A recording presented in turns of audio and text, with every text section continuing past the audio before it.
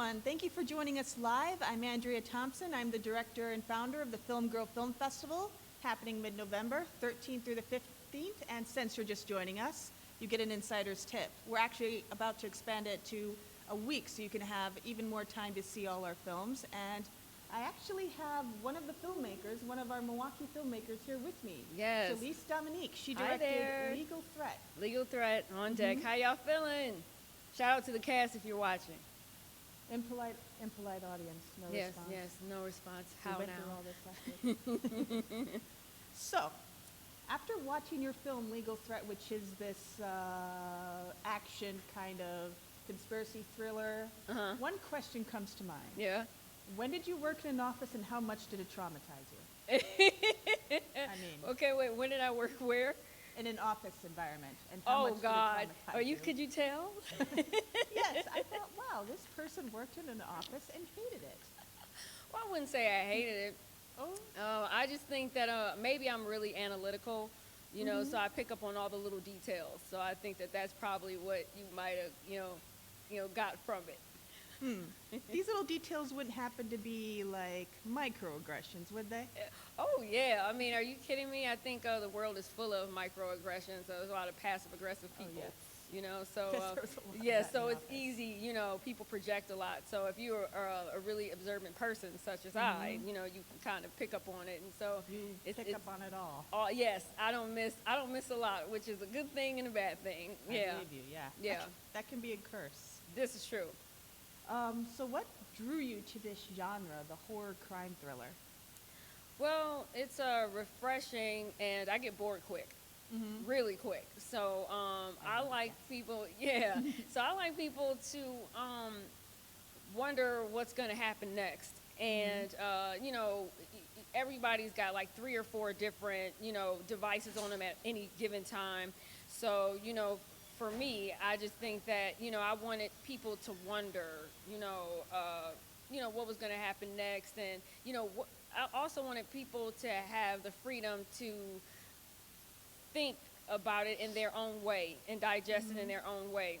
Maybe because everybody sees things differently. Everything is subjective. Art is subjective. So if you don't quite get maybe what I'm saying, maybe you might interpret things the other way. And there's a lot of different details in the film. I tried to do that while I was making things, when I was on set, and props, and just to see maybe who would notice what. I think that's what I'm excited about. I genuinely could not tell what happened next, especially when the woman got out the snake. I'm like, I really hope that doesn't bite you. Yes, there's a woman with a snake in this movie. Yes, and shout out to Lawrence S. Chess, because when he came on deck, that was actually his idea, and it fit perfectly with everything that was going on. And shout out to Rebecca Burr too. Your main character is also an addict. Why did you decide to make your main character like?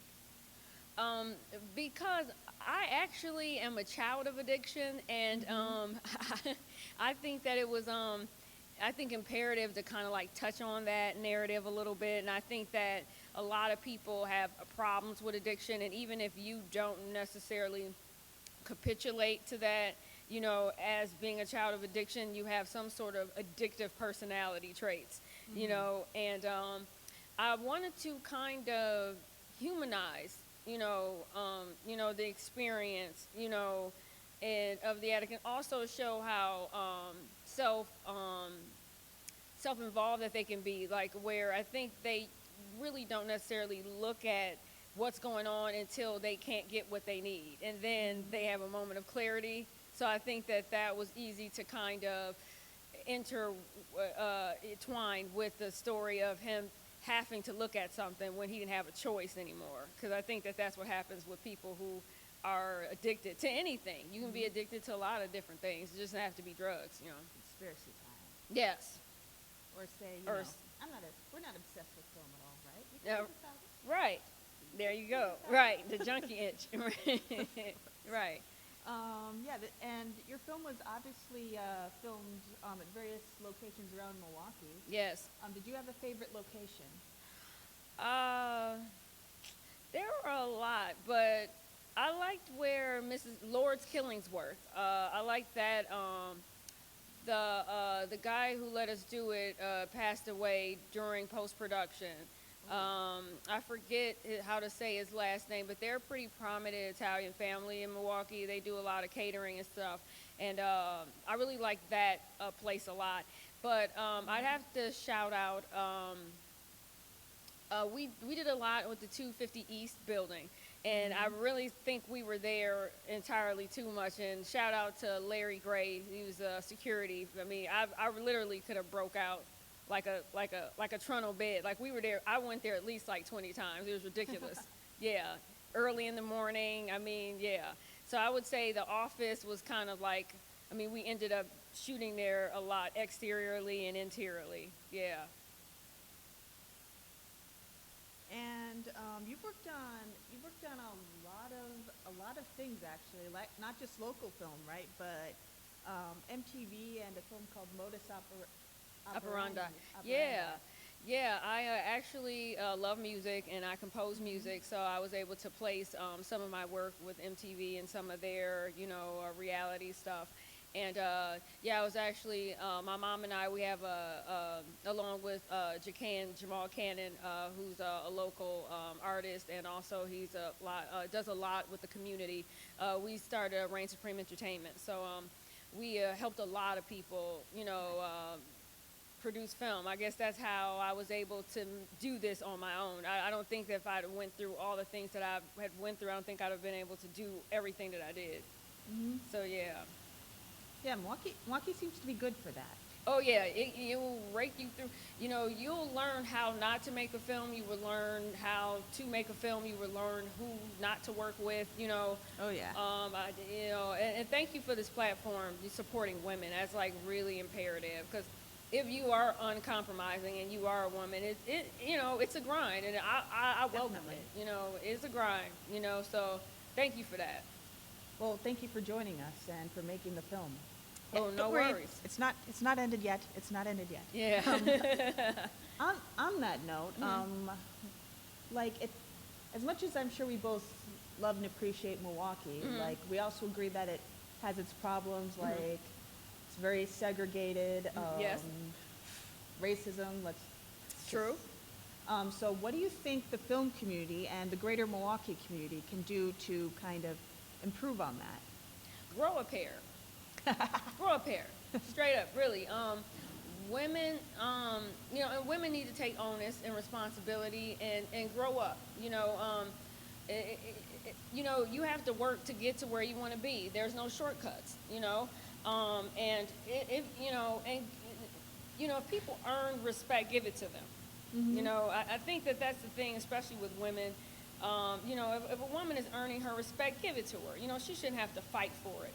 And so I think that a lot of times you put on your friends, and because women can be so catty, there's like a pinhole there, and when it comes to the film industry and the music industry, people put on their friends, and if a woman, has to do all of this, crazy stuff and still doesn't really get to where she wants to be, then, that's a problem, so, grow a pair and take onus and respect yourself, and you got to work for it.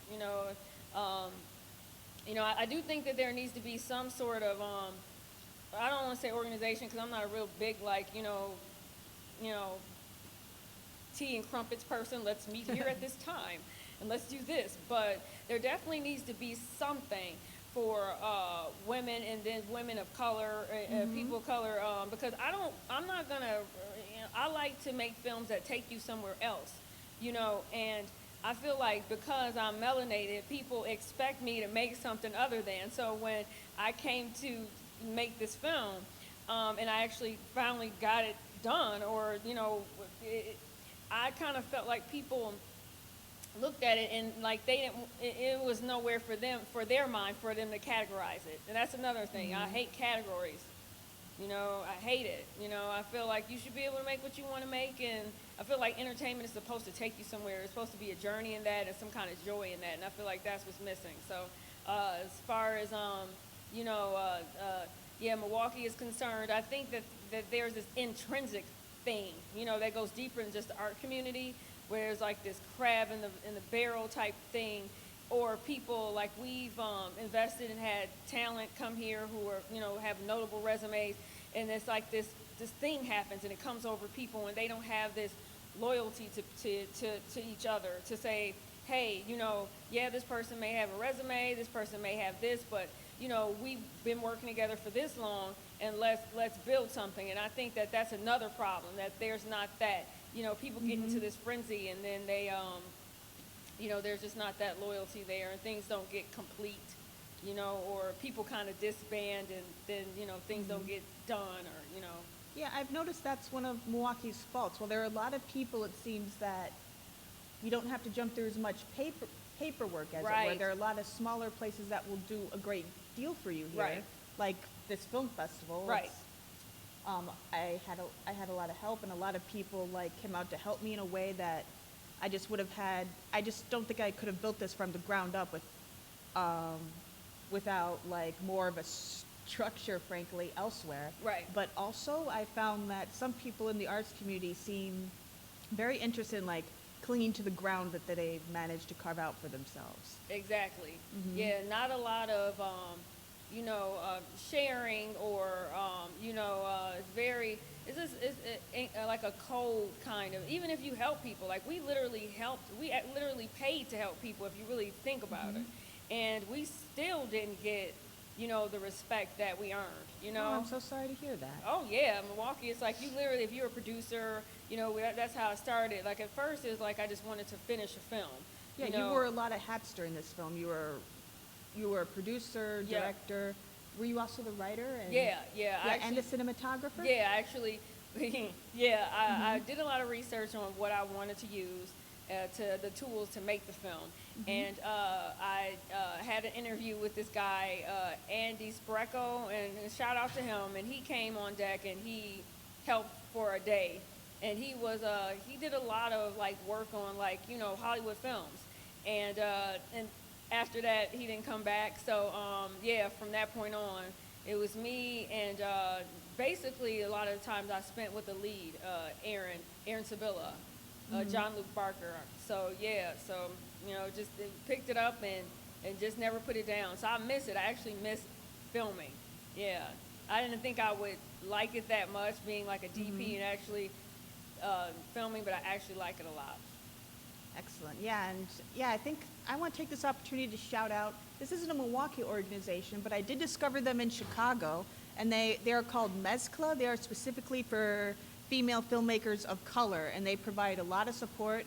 Every now and then they have, they did have meetings in Chicago, but obviously those have mostly been stopped. So I want to shout that out.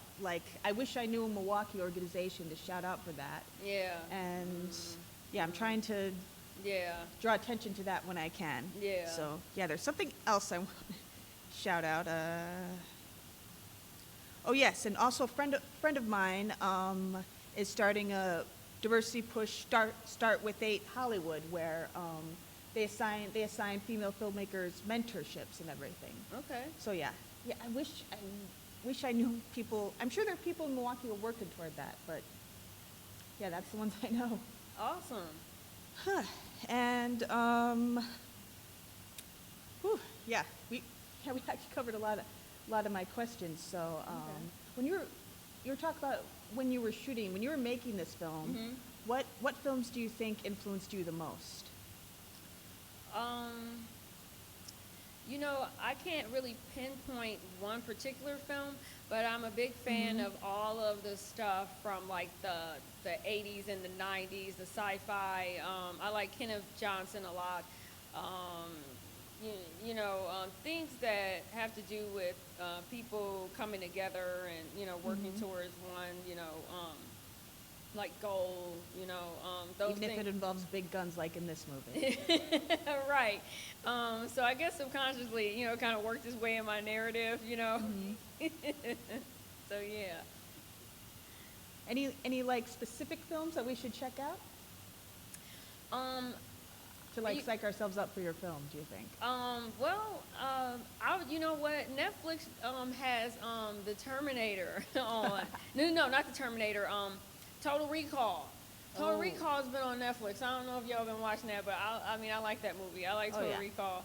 I like those movies like that. Terminator.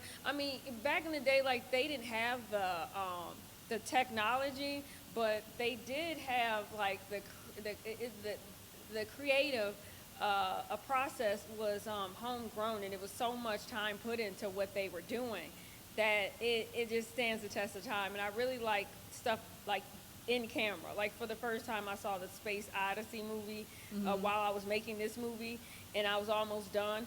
And the fact that it was like in camera was just like so lit. And I was like, man, if I ever get a chance to do something where I have like, a chunk of change, I'm definitely going all in with the in camera. Like everything should be like in camera, because I think that really stands the test of time.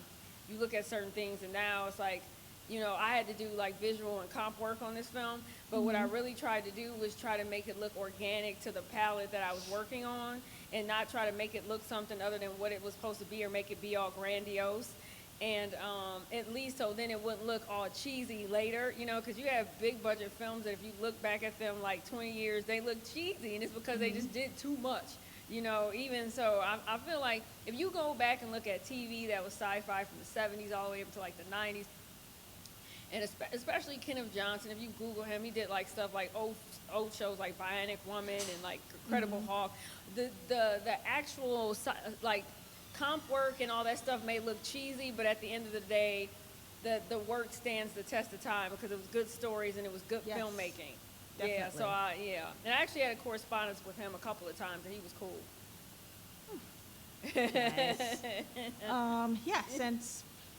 Nice. Since we have to wrap up here, what is next for you? Well, I have a lot of ideas. Besides the Film Girl Film Festival. Right, this is true. I can't wait to know like what time and date that we're actually going to show it, so that I know, what's up. But I have a story lot for another live stream. Yes, I have a lot of ideas, and like this film, what I did is I asked the actors to kind of keep everything on the low until we actually got into the thick of filming. And then when we got into the thick of filming, then I said, okay, here are some stills, let it loose. So I don't really like to say too much, but I'll be excited to get, back to work and filming and all that kind of stuff. But I will say this, it's going to have a lot to do with music this time around. Nice. Yeah, gotta love it. My puppy dog eyes never work. Never.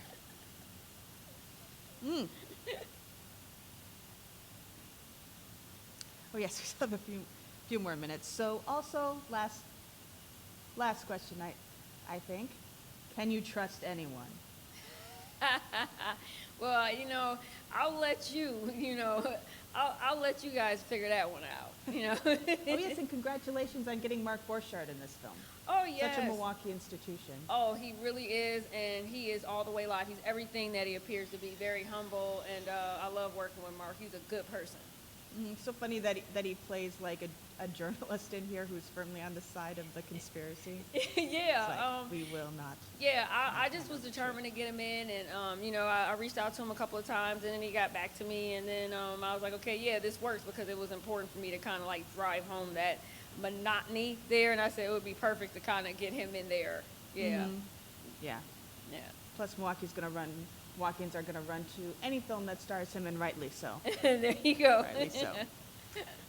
Oh, I'm breaking the fourth wall here right now, but since it's almost 2:30, should we? All right. Thank you so much for talking with me. You are very welcome. Thank you for having us, and thank you for choosing Legal Threat to appear in your film festival, and thank you for what you're doing for women in film. Thank you so much. Yes, and shout out to everybody who's watching Cast Legal Threat.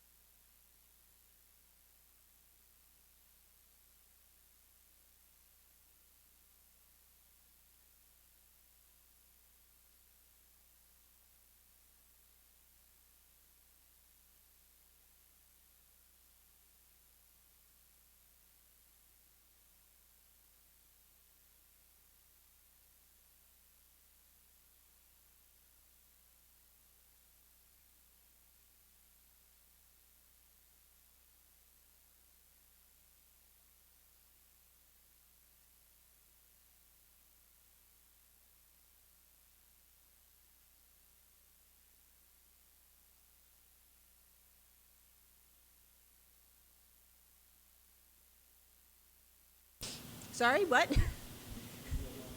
I actually.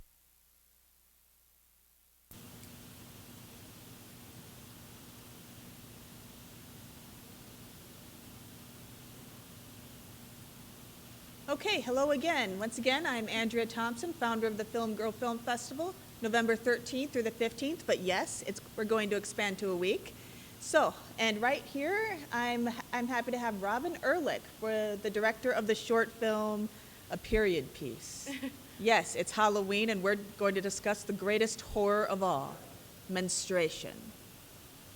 So yeah, your film, yeah, your film is fascinating, I have to say, because yeah, it's something we don't really like to talk about. We don't even know how to advertise. We don't know how to like view it in our daily life. And yeah, your film starts out, it really makes us rethink how we see women in horror, how we see bodies in horror, and how we look at blood. Because at first we're seeing the women in your film how we're used to seeing women in horror, running, they're all bloody, running through the house screaming, and then you come to find out it's meant to be menstrual blood. Yes. So that was a hilarious way to start out. How did you like come up with that? I think the idea first kind of hit me when I was seeing Lynn Ramsey's film You Were Never Really Here in theaters, and there's a scene where Joaquin Phoenix's character, like, he's all bloody and he wipes off the blood with some tissues and toilet paper and he throws it in the toilet. And I remember there was a theater full of men watching with me, and there was a big reaction where they were like, ugh, that's disgusting. And I was sitting there like, that is a very normal image to me, like Same. a flushing toilet with blood in it, you know? So then the thought sort of expanded into like, how do people who menstruate view blood versus how people who have never menstruated experience blood?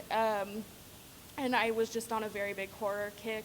I like a lot of horror movies, so Same. yes, I watched a lot of like the Slumber Party Massacre for I love a that lot of one. inspiration, and things like that. But it was just something that I wanted to explore, and I like, a funny twist. Mhm. Yeah, because that's been censored on social media too. There was a controversy, wasn't there? Because you could show like the worst kind of violence. You could show people's actual wounds, but they were taking pictures down where you could tell it was menstrual blood.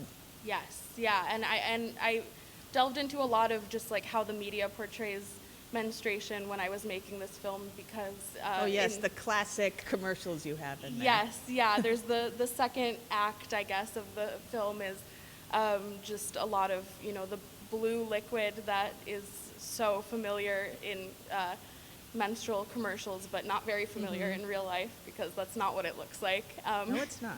No, But they so can't handle the truth. They can't handle the truth. They can't. I have been seeing some recent commercials that are finally starting to use a red liquid, so I'm excited by that. We're finally ready. I know, we're finally ready. Society can take it now.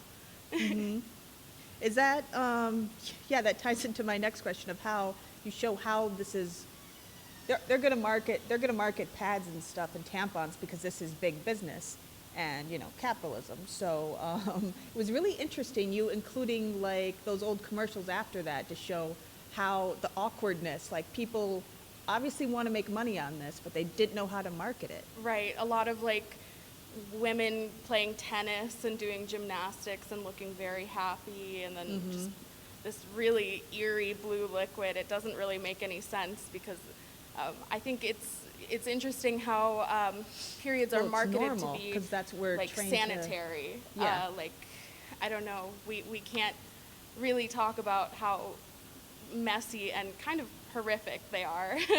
Sometimes, yeah. Sometimes, but relieving and kind of cyclical, because it is a cycle, and it comes and it goes and it makes sense, and yeah, I don't know, there's a lot to talk about there. Yeah, like, yeah, that scene was very humorous because you have the girls saying, "I'm so glad we synced up." So many spoilers, but That's okay. yeah. yeah, they're just happy we synced up, and then don't let your period scare you. Tamplex. Was it really fun shooting that? Yeah, it was a Like- lot of fun. It was I like having sets where it's just like an all female empowerment set. I've done a few music videos like that where I was working with some like a all-girl punk band in Minneapolis, and the whole set was just women and like femme-identifying folks, and that's always just a lot of fun because that's not what a lot of film sets are like, and it was just kind of liberating. Did everyone apologize profusely if they happened to bump into each other? No, it Really?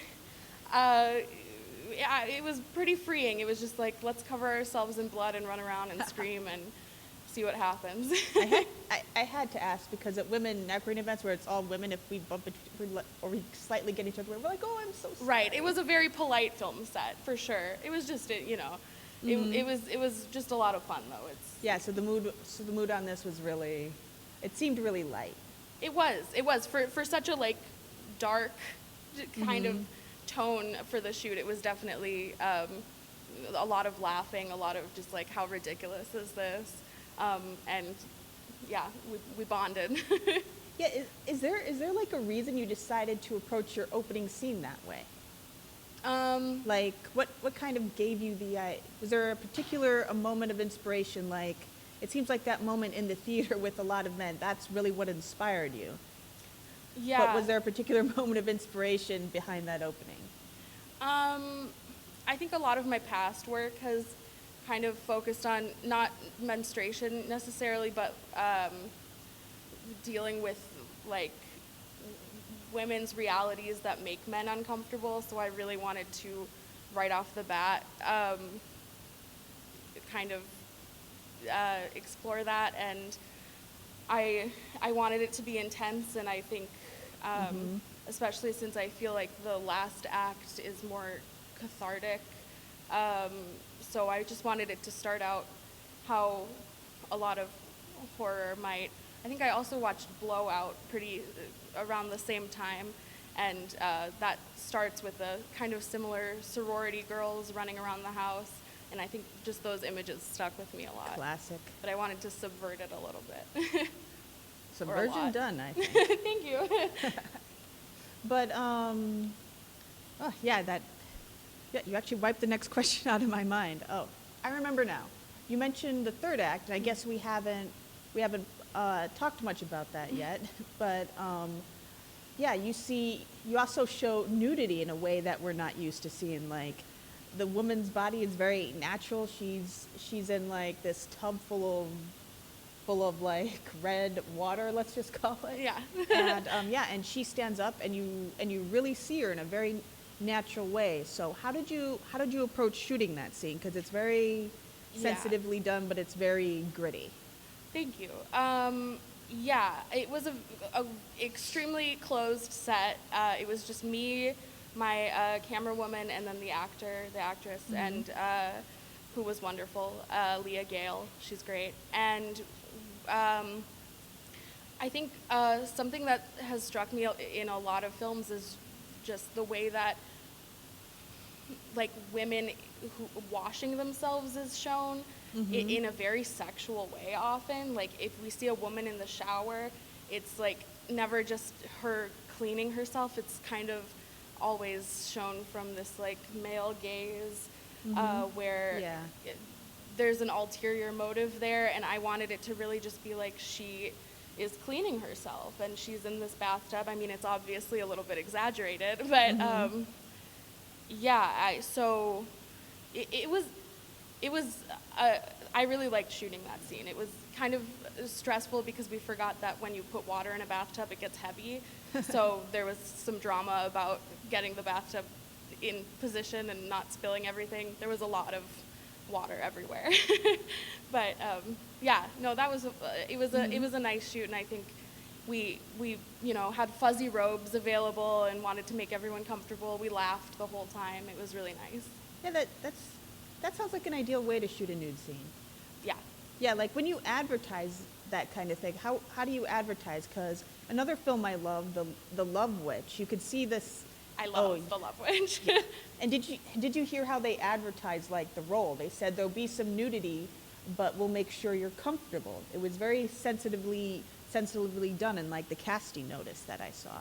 Yes. For the Love Witch, that's amazing. I love that. I love that film. I love Anna Me Biller. too. She's amazing.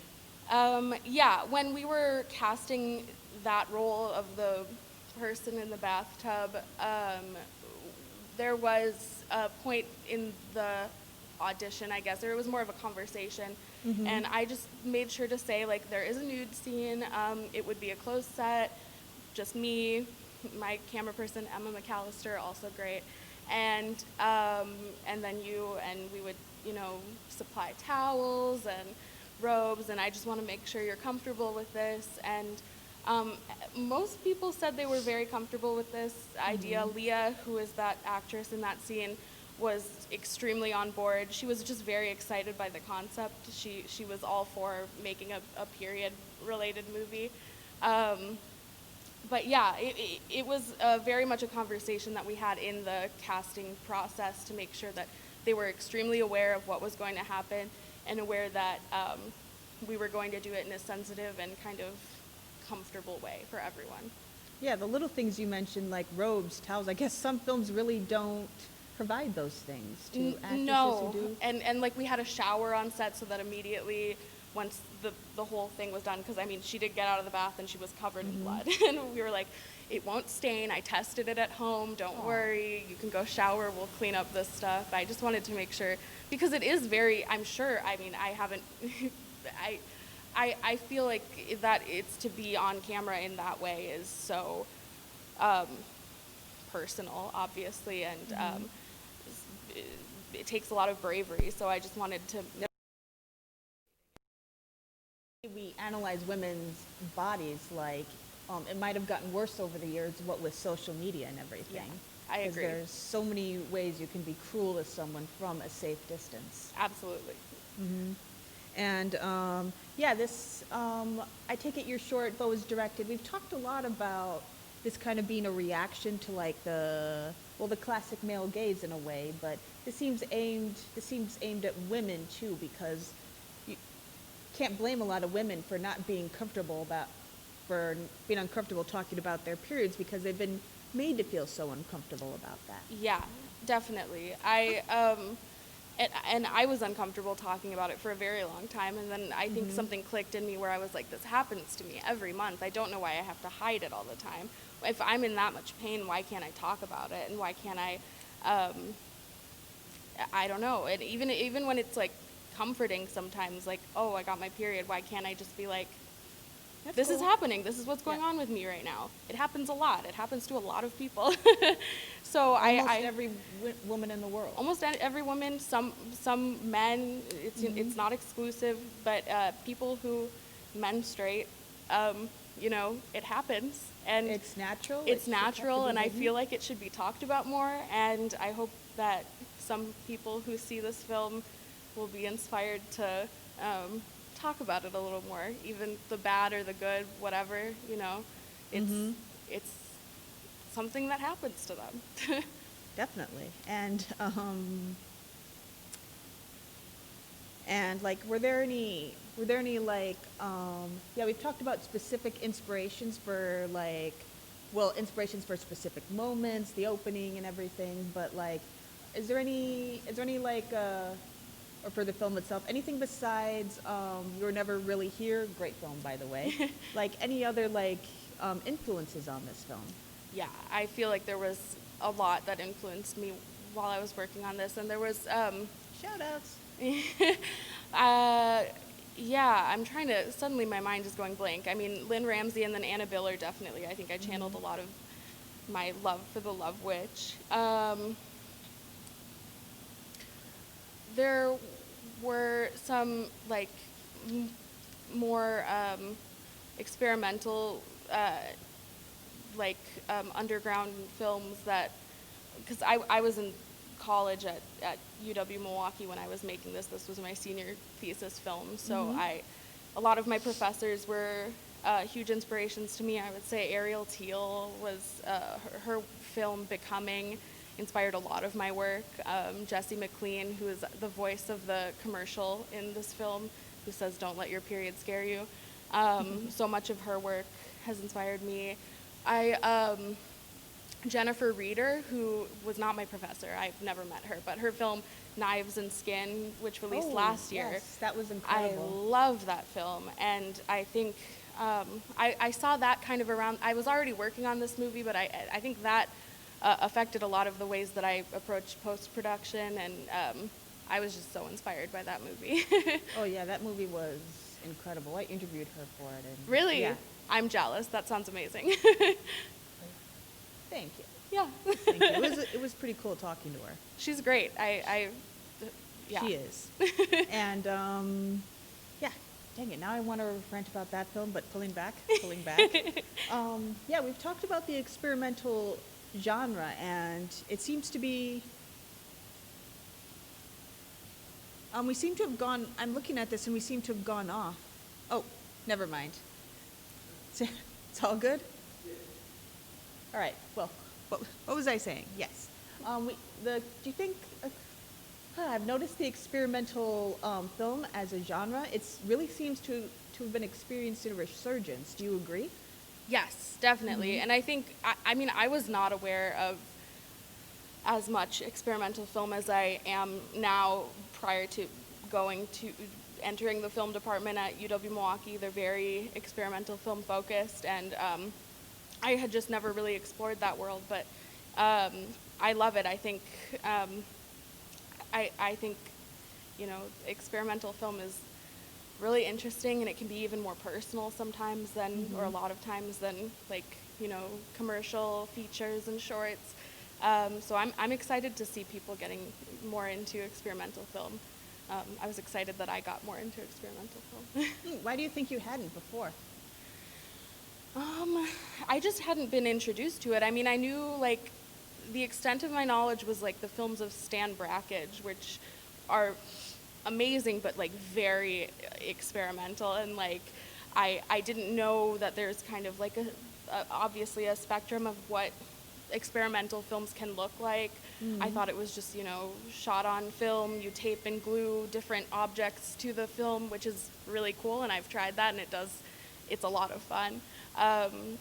But besides that, I just hadn't been introduced to it. And then my first semester at UW Milwaukee, I think even just like my first class, we were watching some really interesting works that I had never even thought that could be possible. And then the Milwaukee Underground Film Festival is really fun, and I'm showing there on the 20th, so I'm excited to be a part of that for the first time. Congratulations. Thank you. I think I have an idea of why experimental film seems to be experiencing this resurgence, but why do you think? I think it's more accessible now with, Vimeo and everything. I mean, even just 10 years ago, I don't know if I would have known where to start looking for experimental film, and just like, I think there's a lot more time and effort being put into like the archival and restoration now of experimental works that were made, decades ago and were maybe almost lost. And so I don't know why the interest is more coming back, but I do think that it's finally becoming a little bit more within reach. Definitely. And we also seem to really be rethinking so many conventions, too. Yeah. It's just an interesting way to explore a lot of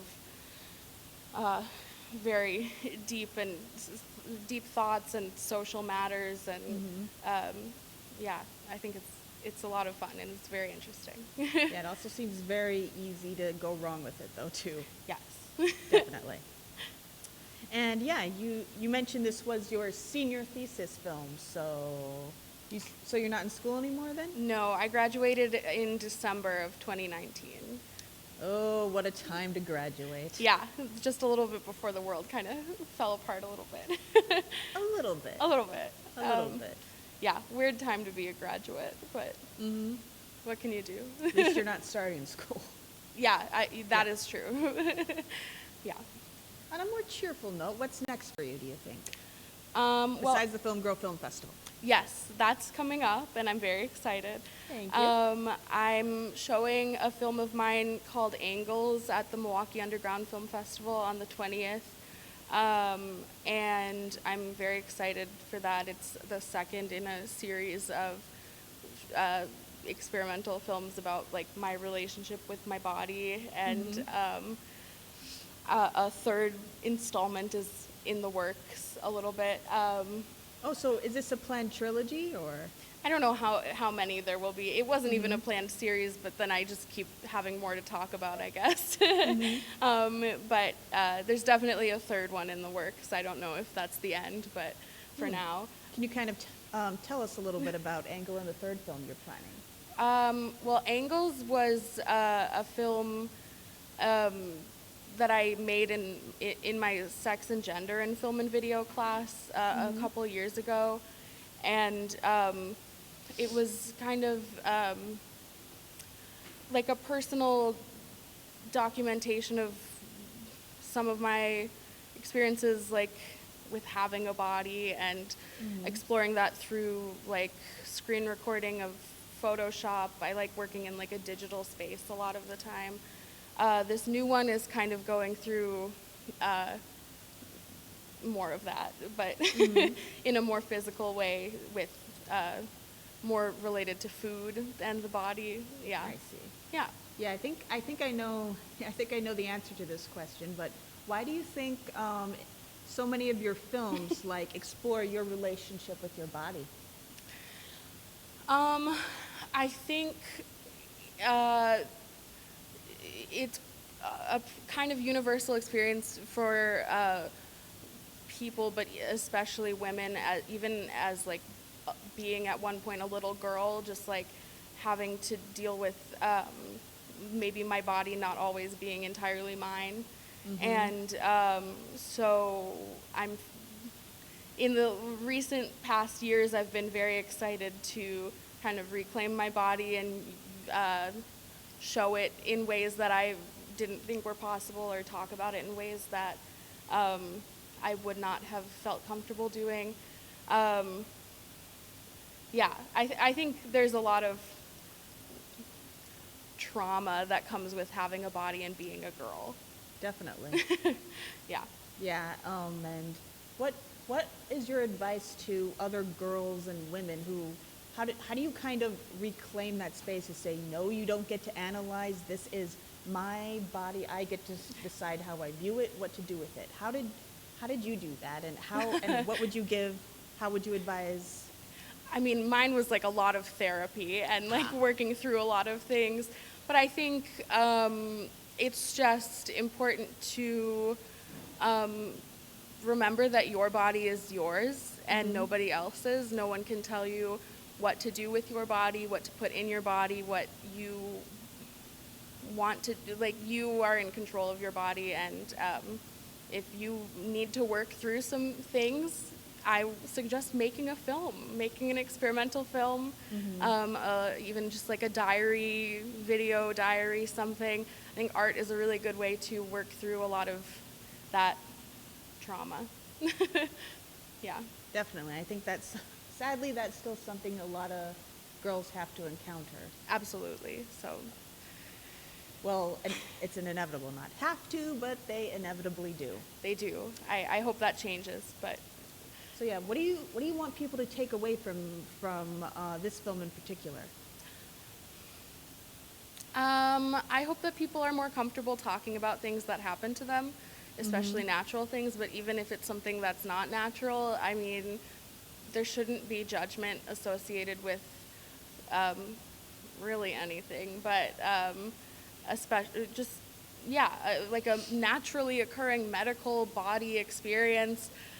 Talk about it, because most likely other people also want to talk about it. People who assume we're almost committing a murder every month. Right. We're just like not really allowed to talk about it, or we think we're not allowed to. But I'm here to tell you, you are. I made a senior film about it. Thank you. And it's showing at Film Girl Film Festival. And where can people And where can people find more information about you?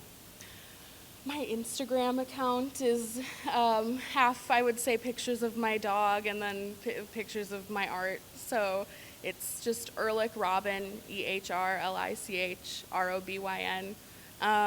Otherwise, yeah, I'm always around showing stuff at different festivals. But I would say Instagram is the best way to find information about that stuff. And I think art and pictures of your dog is a fantastic combination. So I've Thank seen you. her Instagram account. It's lovely. Thank And you. I've seen her film. It's unsettling in the best way. So, That's what I wanted. all right. Now, before we stop, like any particular film, any more films or influences you want to shout out? I want to say. So yeah, we've covered Anna Biller. We've covered. Yeah, I love Anna Biller. Yeah. My favorite, I'm going through my favorites. I think I recently also went through a moment where I decided I'm allowed to be honest about the films I love, and one of my favorite films of all time is The House Bunny, starring Anna Faris. I think, a chick flick or whatever that means is incredible, and I think that's the funniest movie of all time. So I think Really? Yeah, I think that it is so perfectly written. Oh, early Emma Stone too, right? Yes, it's an incredible Kat Dennings. I didn't know she was in that. Yeah, she looks very different in it. Mm-hmm. But I think a lot of my humor has come from seeing that movie at maybe like a too early of an age, and then finally allowing myself to admit that is one of the best comedies ever made. I will take that into advisement because I still haven't gotten around to seeing that. Please do. I shall. That's your recommendation, I think, or I'll try to quicker. Thank you. And thank you so much for joining us. Yeah, of course. Thank you for having me. I'm excited to be a part of this festival. Excited to have you. Thanks. Thank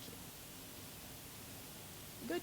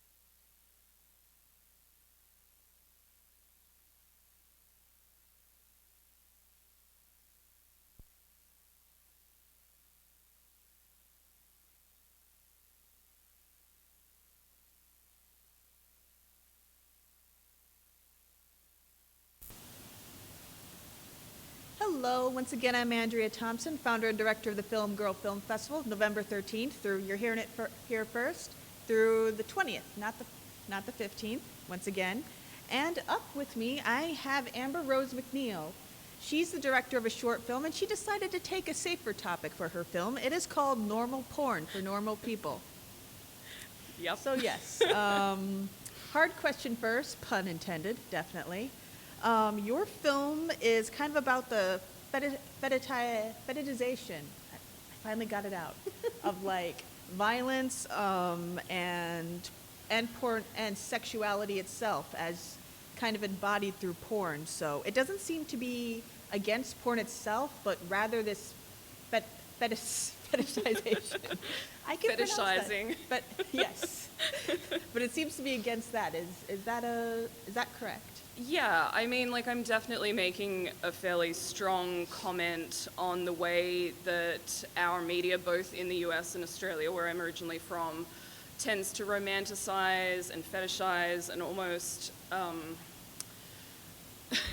losing my words, but yeah, so anyway, just like really hone in on that violence as a source of entertainment and fun, like it's glorified. Especially the violence against women. And Yeah, violence against women in particular, and not just in like cinematic media, but also the news. Like that's why I used clips of serial killers, because like we fetishize and honor real violence as well. Like They almost become celebrities. Like Yeah. the serial killers, the footage from interviews with serial killers, Jeffrey Dahmer and Ted Bundy, they are household names. Yeah, I mean, they essentially are celebrities. I mean, Dahmer didn't do anything to women, but like Ted Yeah. Bundy certainly did. But, you know, and most people kind of my age range, like I'm a Gen Xer right on the tail end, like through to millennials. Like if you ask somebody what who their favorite serial killer is, Yeah, that's an actual question. yeah, most people Or have. maybe it's just I was hoping it was just a Wisconsin question, since so many seem to be from here, but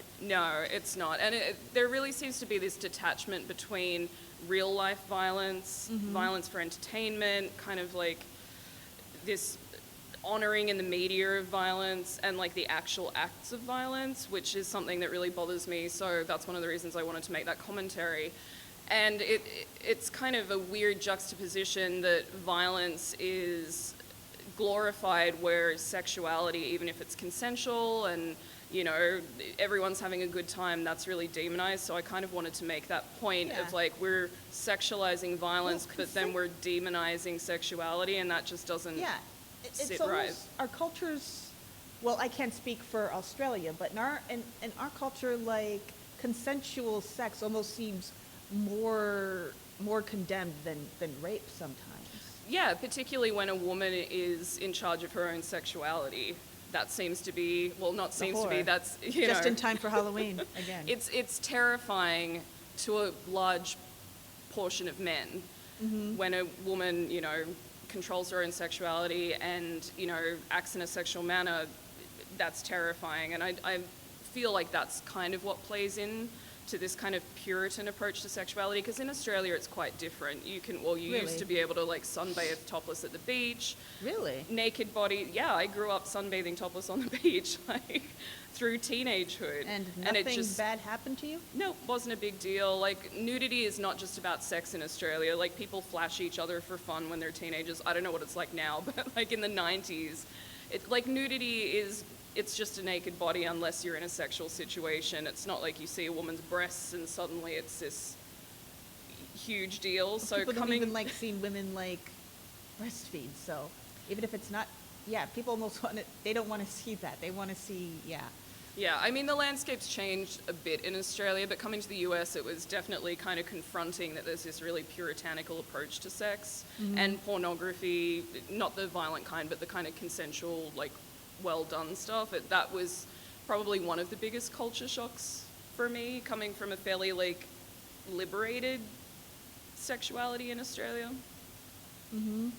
So yeah, I guess we've discussed like a lot of what influenced this film. Was there anything like specific, any specific experience you had, or any specific film that inspired you to make this? The inspiration for this film was just like the restrictions of quarantine. We went into lockdown and I didn't want to stop making films. So it wasn't necessarily like a film or a director that spurred it on more than it was just like wanting to make a film and having something to say. And plenty of time to think. Yeah, and I deal with topics of violence in most of my film work, which has been quite narrative and like traditionally studio based up until this point, because I was living and working in LA. I moved here and suddenly it's like, well, I have to make films on my own. How am I going to do that? And I was like maybe a month before the concept kind of like started rattling around in my brain, I'd been introduced to appropriated media. Jesse McLean and What do you mean Lydia. by appropriated media? So appropriated media or sampling is taking existing media, like I've taken interviews, trailers from films, YouTube clips, taking things that other people have made, then like repurposing it and transforming it into another completely separate work of art. So you're not like stealing. Of course not. There's all these copyright laws and like For borrowing. yeah, but yeah, so taking that and making it into something completely different. Yes, and you mentioned both Australia because you're from Australia. You went to LA Film School, and you even have your own production company out there, correct? I did, yeah. So I graduated with my associates in film, and then I worked for a year. I started my own company where I was mostly doing script editing, but also consulting on productions or coming in and solving problems on productions. But yeah, it was a very big shock doing that, and then moving to Milwaukee and going back to school. Yeah, you're going to school at EWM, so I'm really curious as to what brought you here specifically.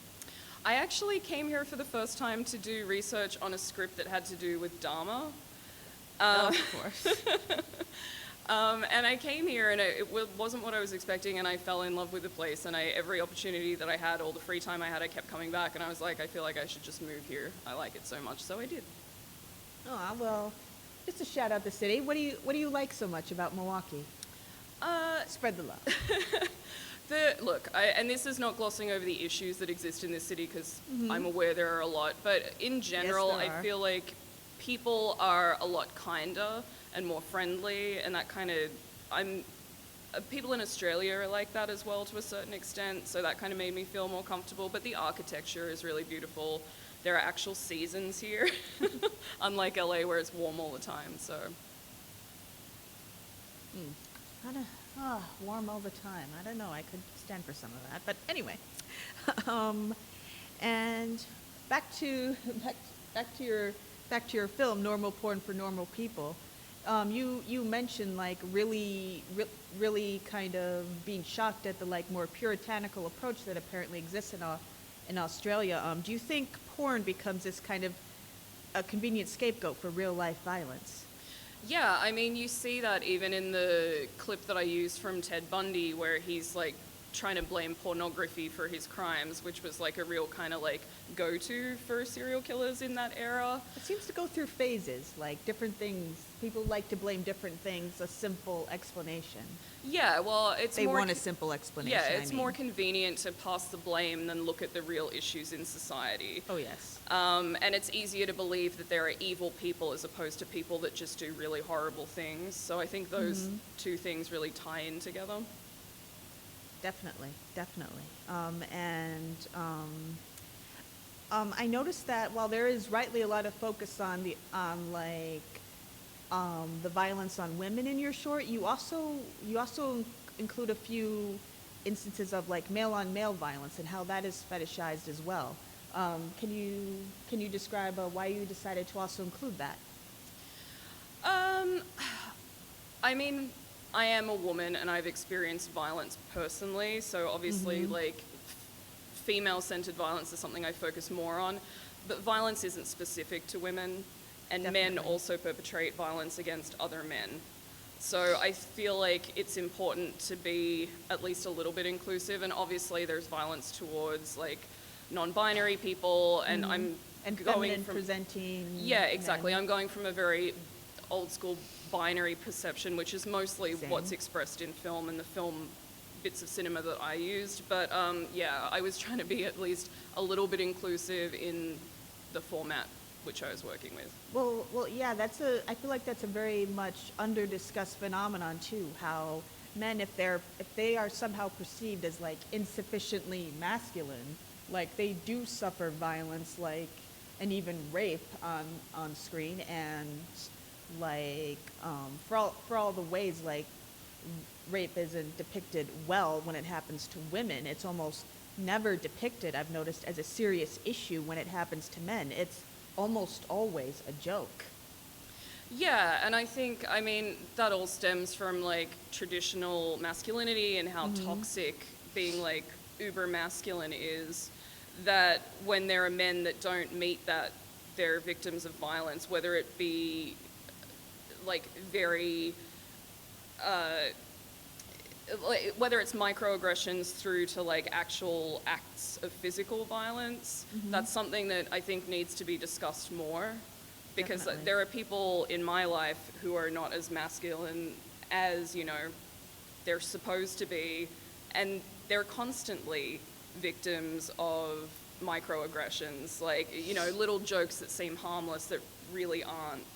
And even though I didn't specifically address that entirely in this film, like, I do think it's something important that needs to be discussed, so I tried to get in a little bit of male-on-male violence just to kind of like open that conversation a little bit.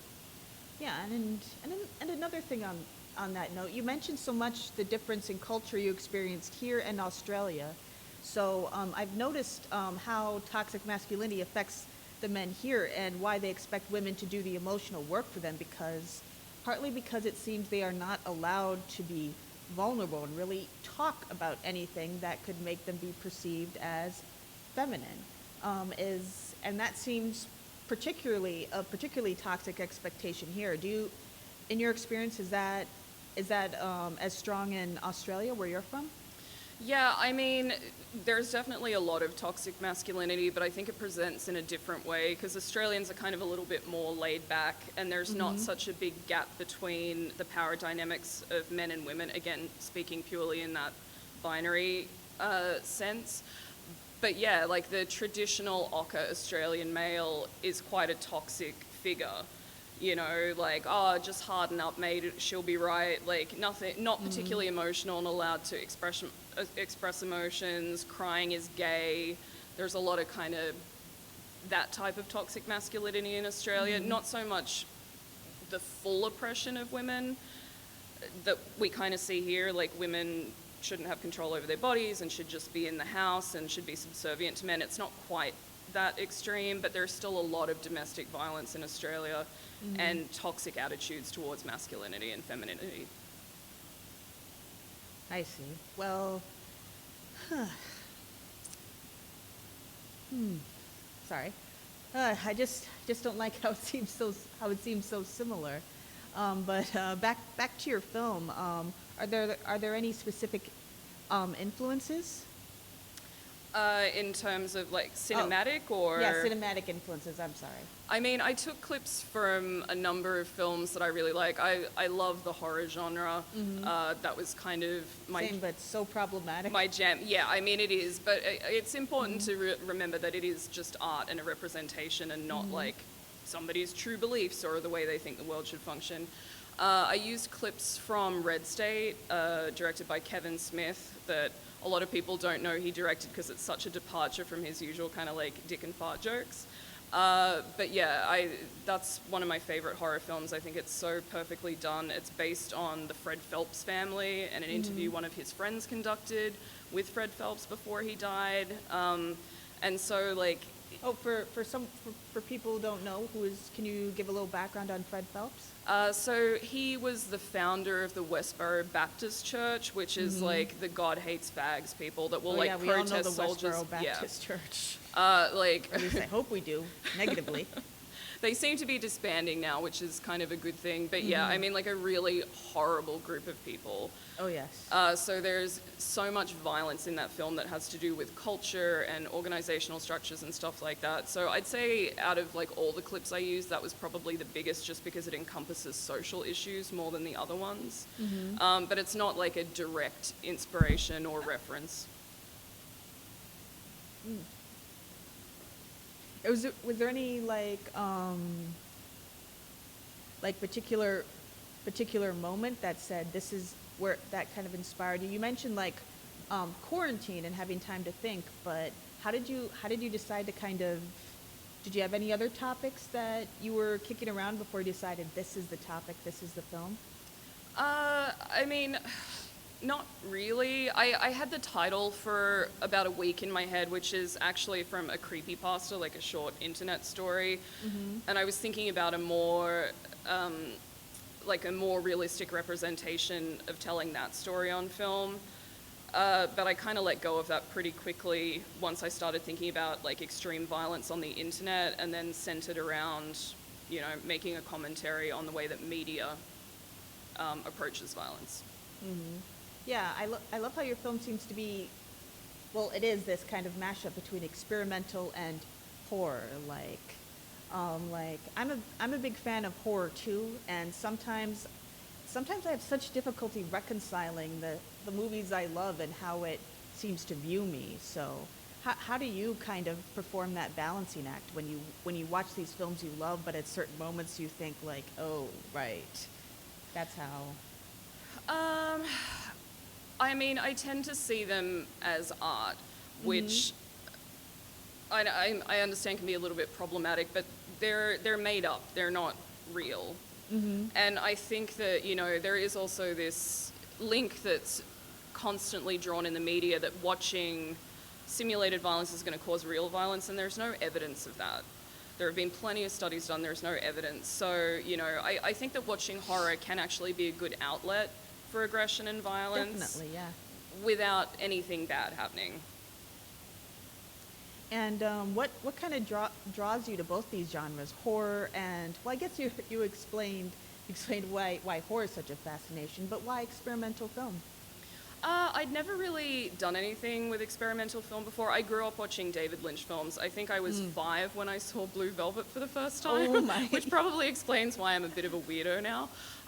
But yeah, I grew up watching David Lynch. Like, I watched Twin Peaks when it originally aired on TV. Huge fan. So I guess I've always kind of had that little attachment to like weird and experimental stuff. But I'd really taken a very narrative approach for my first couple of years in film. And then when I moved to Milwaukee, I had a professor that really kind of like opened my eyes to experimental film. He has like a completely different taste in film than I do. Mine's a lot more like raw and aggressive. But just kind of like experiencing these films for the first time and seeing what you could do without that narrative structure kind of opened my eyes to how much more expressive I could be if I wasn't constrained by this like traditional type storytelling. And I brought up this question with Robin Ehrlich, the director of A Period Piece, but we both kind of agreed that experimental film seems to be undergoing a resurgence. Do you agree? And if so, why do you think that is?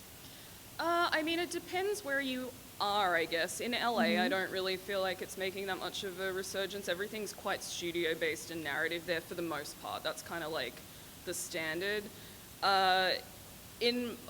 I just moved to Milwaukee a year ago, but it seems like filmmakers here embrace experimental film a lot more so than in a studio-based town like LA. So I'm not sure I can really comment on the resurgence because I'm just discovering this kind of for the first time. But I also think that quarantine has changed the way that we consume media, what we expect from media, definitely the way that we make media. So I think potentially the last 8 months have kind of opened people's perceptions to what they enjoy watching or what they're prepared to try and watch, and that's maybe leveled the playing field a little bit and kind of taken a little bit of the adoration of this traditional narrative structure away a bit. Yeah, and plus we're rethinking the ideas of gender and everything and our social structures too. Like I never thought I'd see such kind of a revolution against kind of the mainstream narrative of like, in this way, like mainstream calls to defund the police. I never thought I'd see that. Right. I Ever. mean, like, hopefully our society does change, because I think it's long overdue, not just Yes. in the US, in Australia as well. We've been going through this conservative, it's not even really a shift, just like influx, where racism is like okay out in the open, and so is sexism and all the other bigotry. So, I mean, I think it's great that this is happening. I hope that it continues and it doesn't fade away as life returns to normal, because I think that one of the reasons people were so offended and pissed off and outraged was that they had time to watch what was going on and really like tune in. So I hope that they continues. could watch, like yeah. they could see through this perspective of when everyone has a camera, like you are literally in their shoes, empathizing with them as they're experiencing these things too. Right, exactly. And I don't want to be preaching too much. I am a white cisgendered woman. Also guilty of that. Right. So I don't want to speak for other people, but there are issues that have been happening within both the Australian and US society for a very long time. I mean, pretty much since colonization, Pretty much. because that's the sad reality. And yeah, I really am glad that so many people are paying attention. Well, it's impossible to ignore now. Right. Well, I you guess would be surprised. Many people can live in ignorance to things like this. You know what? Yeah, that's very true. But I guess people can continue to ignore it, but it's much harder now to ignore things that have been going on since, like you mentioned, since like the beginning of this colonization process. Right. So Yeah. So hopefully that continues. Hopefully we see a shift in what's happening in the next couple of months. Yeah, well, that ties into my question of like, where do you see yourself heading next? Like, what's up next for you with all this going on? I'm actually in the process of cutting together another appropriated media piece, which comments on this current administration and kind of like the lunacy of all that. After I've finished with that film, I'm intending to do another appropriated media piece. I don't know if they're going to fit together in like a loose trilogy kind of way or be separate pieces, but it's going to be a feminist retelling of like traditional romantic films and romantic comedies. Oh, and I'm also working in 16mm as well, so I've got a lot on my plate. I'm working on some found footage appropriated media handmade type stuff with 16mm as well. So yeah, got a lot to keep me busy. What do you want viewers to take from your film after they watch it? I really would like if people could examine the way that they consume violence and how they enjoy it, both in a like realistic sense when they're watching the news about something that actually happens, or when they're watching something for fun, like cinematic type stuff. Yeah, and just think a little bit about how they think about, approach, and discuss real life violence as well. If it provokes any thought at all, I'm happy about that. Like, do you have any ideas, like how should we like approach discussing like the way violence has become, in a large sense, normalized for us, and especially violence against, like, let's just say marginalized people, like especially with our frankly pretty privileged position. I mean, I think we just have to, I mean, my films tend to be quite in your face, and I think that's the way the discussions just have to happen. I think if we continue to pussyfoot around, then we're not going to get anything done. We're not going to have the hard discussions that we need to have. The easiest way to deal with a hard discussion is just to face it head on and get stuck in. And I think we really need to listen to the voices of marginalized people. Like, we do have to listen to women, we have to listen to people of color, we have to listen to black people, we have to listen to non-binary folks, like gay and lesbian people, everyone that you can think of that isn't a cisgendered straight white man, basically. Those voices need to be elevated. They don't just need to be part of the conversation. They need to be leading it, and Right. yeah, I think people like us knowing when not to talk can be just as powerful, I think. Yeah, listening is really important, and I feel like, and I'm guilty of it sometimes too, I feel like we don't listen enough, so yeah. Okay, since we're also wrapping down, like, are there any specific filmmakers, your favorite films, influences you'd like to shout out? I'm a huge fan of David Lynch. I'm also a big fan of Kevin Smith. He was quite supportive of me early on in my career. Nice. Not giving me jobs or anything, but just, you know, like reading my stuff and, you know, appreciating my humor, I guess, to a certain extent. In terms of like appropriated media, Jesse McLean and Lydia Moyer, even though their stuff is completely different, that was kind of my gateway to appropriated media, so I'm very appreciative for their work. All right, well, thank you so much for joining me. Thank you for having me. You're very welcome. We're all good.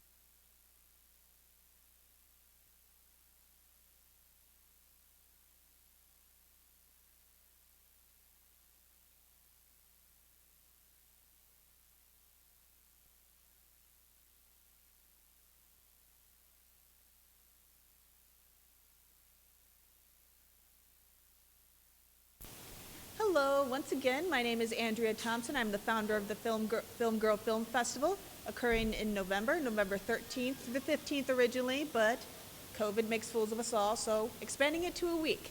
November 13th through the 20th, you're hearing it here first, once again. And with me, I have a Milwaukee filmmaker, Sarah Sowell. She's the director of Rhythm as a Girl. It's going to be playing in the Film Girl Film Festival. So, want to start out by saying your film discussed the lighter topics such as, I had to note it all down on here, art, vision, philosophy, poetry, and you also kind of claim your right to this space in this film. So I think we both know why, but can you explain on your own words? Sure. Yeah, I mean, I'm a filmmaker, but I'm also an interdisciplinary artist, and so I'm really interested in the fine arts space, and so this film was really a conversation between painters Hilma af Klint and Mark Rothko, who both kind of used these sorts of methods of surrealism, of sort of chance operations, and involving spirituality in their methods. And so this was kind of me exploring those types of methods that they used in their paintings, and applying that to the cinematic space, and while at the same time, during this conversation, engaging in those sorts of processes, also kind of opening up spaces where I felt, was needed in terms of bringing language and bringing poetics to this sort of conversation of film and art history. Yeah, your title, Rhythm as a Girl, is kind of like almost an indictment it's clear it's a space you love, but it's also partly an indictment for a world that kind of needed to be kind of like coerced a bit into saying, yes, we deserve to claim space in this too. Yeah, I appreciate that, and I'm glad that lands. It lands. Yeah, that's exciting.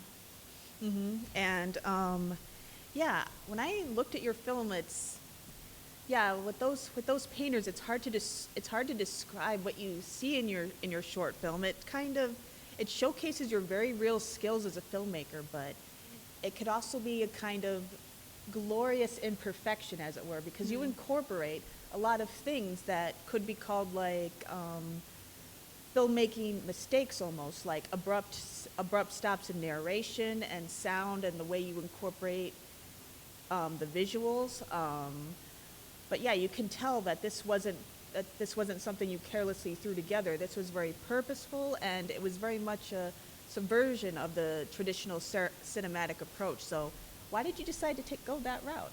Yeah, I mean, I think that these sorts of techniques that are, also very embedded in film history, of sorts of techniques of jump cuts and interruptions and these sorts of things that like new wave cinema, filmmakers like Agnes Varda sort of really spearheaded, and I kind of see. Rest in peace, great one. I know. Yes. She was really amazing, but it's one of the best. She is the best. I kind of just see it as like a sort of tradition that I'm following in of, sort of like investigating my own aesthetic interests and applying them in a way that questions the filmmaking or questions the sort of purpose of what does it mean to be the person who's offering information, and how do I set up that sort of authority of me as this person presenting information, and then how do I interrupt that, or how do I subvert it, in your words, I think is just kind of the core of like self-aware experimental cinema. And it's important to my work. Yeah, that shouldn't be political, but it is political in a genre that kind of prides itself at kind of like interrogating traditional film history. Like you're gay since frankly you're not a white man. I'm not. Definitely. Yeah, as white women we're guilty, but we're not completely guilty. Right. Shall we say? So yeah. Why? How do you kind of reconcile like I've asked other filmmakers like how do you personally, because we've kind of all had to do this, like how do you reconcile like the films you love and how they often seem to view you? You don't have to do that kind of mental dance, as it were. Yeah. I guess, yeah, I mean, I think it's sort of like an ever-evolving process, like the relationship between, I mean, I often like kind of have these conversations with myself about sort of this very sort of recent distinction of like the maker and the maker's work, which, I mean, there's surely a lot of like problematic people who made work that I still really admire. And I think that, yeah, I don't really know what else to say besides it's just sort of just like an ever-evolving relationship. And I think it's sort of part of what I was interested in this film was sort of, you know, inciting these sorts of like interruptions and jarred sort of setting up experiences to sort of question the relationship between maker and product, viewer and product, in a way that, yeah, kind of makes people, you know, makes the viewer more aware of their position to the work, kind of feels not a responsibility, but I think it is impacted sort of by my relationships with other films. Definitely. Like, was there, like you mentioned, the painters you were inspired by? Were there any particular filmmakers or people who inspired it? I mean, not directly. I could name. Like you named Agnes Varda. Yeah.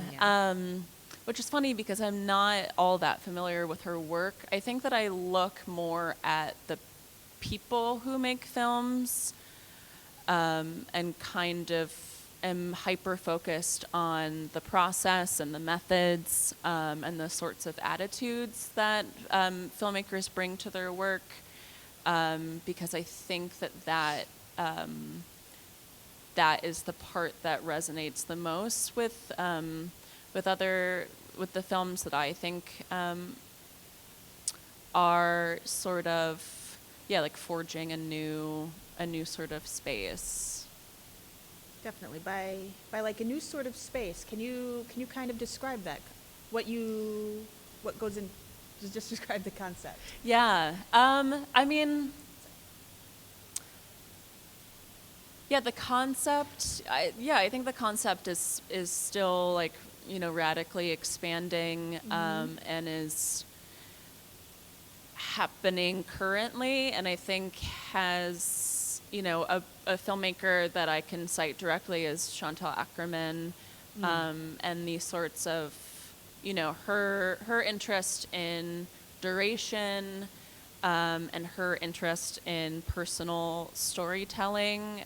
It's, you know, I think it's interesting, and sort of important to reckon with that spaces don't exist until something else is put in the space. And I think that Chantal really sort of took that to heart, especially too as a queer woman, sort of just declaring spaces that other people didn't know needed to exist. Yeah, well, it's just not going to occur to them, I found. Right, Like, until after the fact. And I think that's something that's really interesting and essential about making now. And I think especially too, like in this moment where we are sort of thwarted with, into spaces of information and of reckoning and of being aware and of action. I think it's important to just keep creating and keep making for Definitely. everyone. Definitely, because I think so much of what was holding like what was keeping other perspectives out of the conversation. I think a lot of it wasn't so much purposeful, but just because people just didn't think about hiring someone who didn't come from their own experience. Like they'd always worked with these people. Like they just didn't think the perspective needed to be expanded because they weren't used to thinking in that way. Maybe that's just what I need to think or something. That Yeah. someone wasn't so vicious. Someone wasn't trying to be vicious. Yeah, I think a lot of people do try to be vicious, but I think that it's, I think that it's, I think that's why it's, important to sort of, for filmmakers to continue to, expand the conversation and make people aware of spaces that, maybe didn't occur to them, maybe did. And I think it's just like a necessity for filmmakers to keep making. Definitely. I take it that, like, I assume we both like Milwaukee, but there's kind of a lack of diversity, which is due to many things, but also part of the way this city is so schizophrenically segregated. Yeah. So I take it you've kind of like experienced kind of like a lack of. I know I've sometimes walked into spaces where my perspective didn't feel welcome. Have you experienced that too?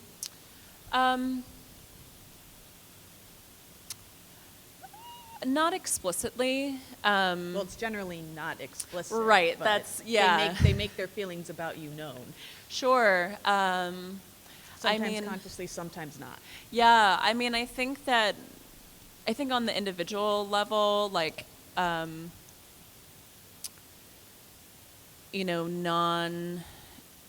non-cis male, identifying people, I think everyone has their own ways of navigating I think everyone should, have ways in which they can, navigate through these things. I mean, I think I have a lot of white cis male colleagues. Yeah, some of my best friends are white cis males. Same. And it's like, it's their intentions are good. But it's, I think it is difficult to not feel combated sometimes. But I just sort of try my best to sort of stay curious about those sorts of feelings. Well, they're not used to their perspective not being the central one, I think. Sure. Yeah. I think that's partly where it comes from. Yeah, and I think that that's something that is just inherited, and that's something that's learned culturally and socially. And so I think it's, all the more reason to, not, to sort of like be aware of it, keep it to the side, and, keep it in mind and consider it. But I do often think, and I think as I continue to make and as I continue to sort of have conversations with people about the work that I'm making, to sort of see comments or criticism or conflict as something that doesn't belong to me. and that sort of is, I keep it at distance. And I think that's sort of just like a lifelong process for anyone. Definitely. And yeah, getting back to another process, I guess. What kind of process did you follow in making this film? Yeah. What was that like? It's very loose. Mm-hmm. I sort of, the way that I prefer to work, or the way that I'm only able to work, I think, is sort of following the process, and sort of, following my gut instincts, following intuition based off of like, trusting what I'm interested in. And so I really started off with just looking obsessively at the works of these two painters, and then it was kind of just a process of writing, of shooting a lot of material, and sort of, making these sorts of deadlines of like, yeah, I'm going to stop writing now because I'm exhausted, or I'm going to stop shooting now because I'm tired of sorting through footage. And I kind of just, output as much as I can until I feel like there's something there, and then from there it's really about being, having a critical eye in the editing process, and sort of, just following the material and letting the material sort of speak for itself. Yeah, your material definitely does speak for itself. It's like I said, I wish I could more describe it more, but but it's one of those short films you kind of have to, one of those films that you kind of have to experience to yourself, I think. Mm-hmm. And like I've asked the other filmmakers who made experimental films this question, but from an outside perspective, I know experimental film is big in Milwaukee, but it definitely seems to be going through some kind of resurgence. Mm-hmm. Not as others have mentioned in the mainstream, but more still on the margins for now. Do you think that there's a resurgence happening in experimental film, and if so, why? Yeah, I mean, I definitely think so, and I think specifically there's this sort of invigorated interest in the process of 16 millimeter specifically, and I think it's just this sort of need for tactile experience, that I think is just really sort of necessary in this sort of digital landscape. I don't have a lot of experience working with 16, but the next project that I'm working on is, I'm also working, building sculptures, just because I need, in quarantine, I, was really sick of screens, and sick of sitting. And so I think that experimental cinema is sort of experiencing this resurgence because there's a lot of makers who are interested in incorporating different materials and different methods, and it's sort of this perfect setup to be able to bring in different disciplines that I think is necessary. It's a perfect setup to appreciate imperfection, I think. Yeah. And Yeah. I think that, in this sort of, I think that artists need nuance, and I think that nuance can be troubling, but it can also be really healthy, too. Definitely. And yeah, perfection seems to have, like, in this digital world, I think we almost seem to have too much perfection when every shot is so carefully done. And on some of these very high definition TVs, I think it almost, you just see so much of what goes into the film and everything. It almost looks like, well, frankly, a play.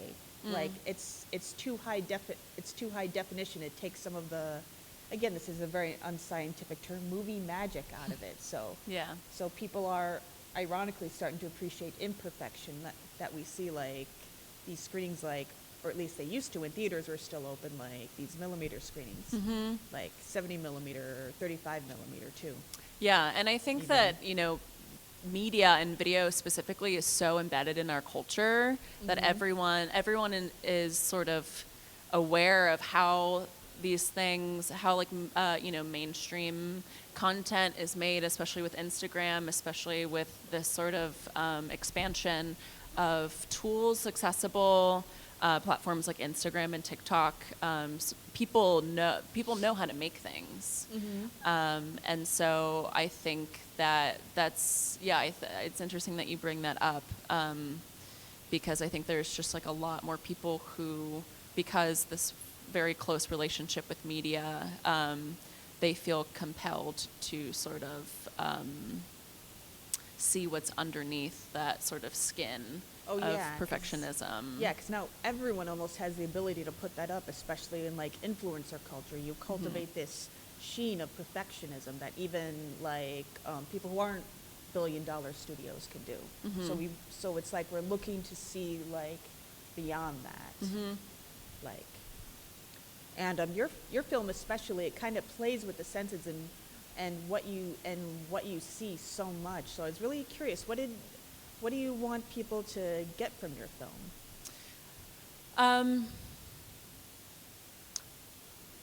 I think that part of the process was sort of wanting and sort of prioritizing a subjective experience from a viewer, and sort of allowing the viewer to make connections that maybe I wasn't aware of. I think that's also like a really important part of making experimental cinema and experimental films, is sort of believing in the viewer, believing in their instincts, and believing in their thought processes.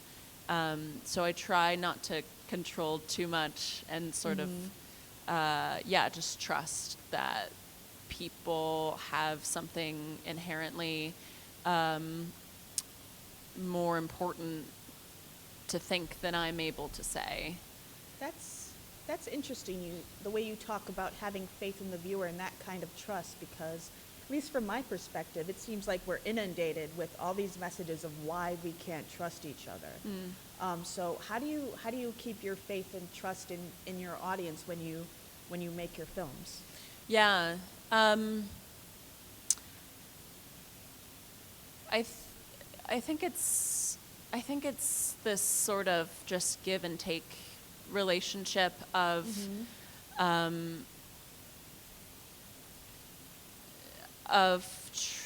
trusting my impulses, and the sort of idea that, if I have these impulses, then someone else does too. Like my ideas and my work doesn't live in a vacuum of my self-importance. And if these things are occurring to me, they're occurring to other people. I think like this sort of way of communicating, of open communication, is important. And I don't expect that my work lands with everyone, but I'm sort of interested in this filtration that happens, that sort of, just leaving room for people's subjectivity and reception, I think is important. And we've got a few minutes left. So are there any like particular films that really, or filmmakers, well actually any particular films that you think have been such an influence on you that you want to shout out? Yeah. I'm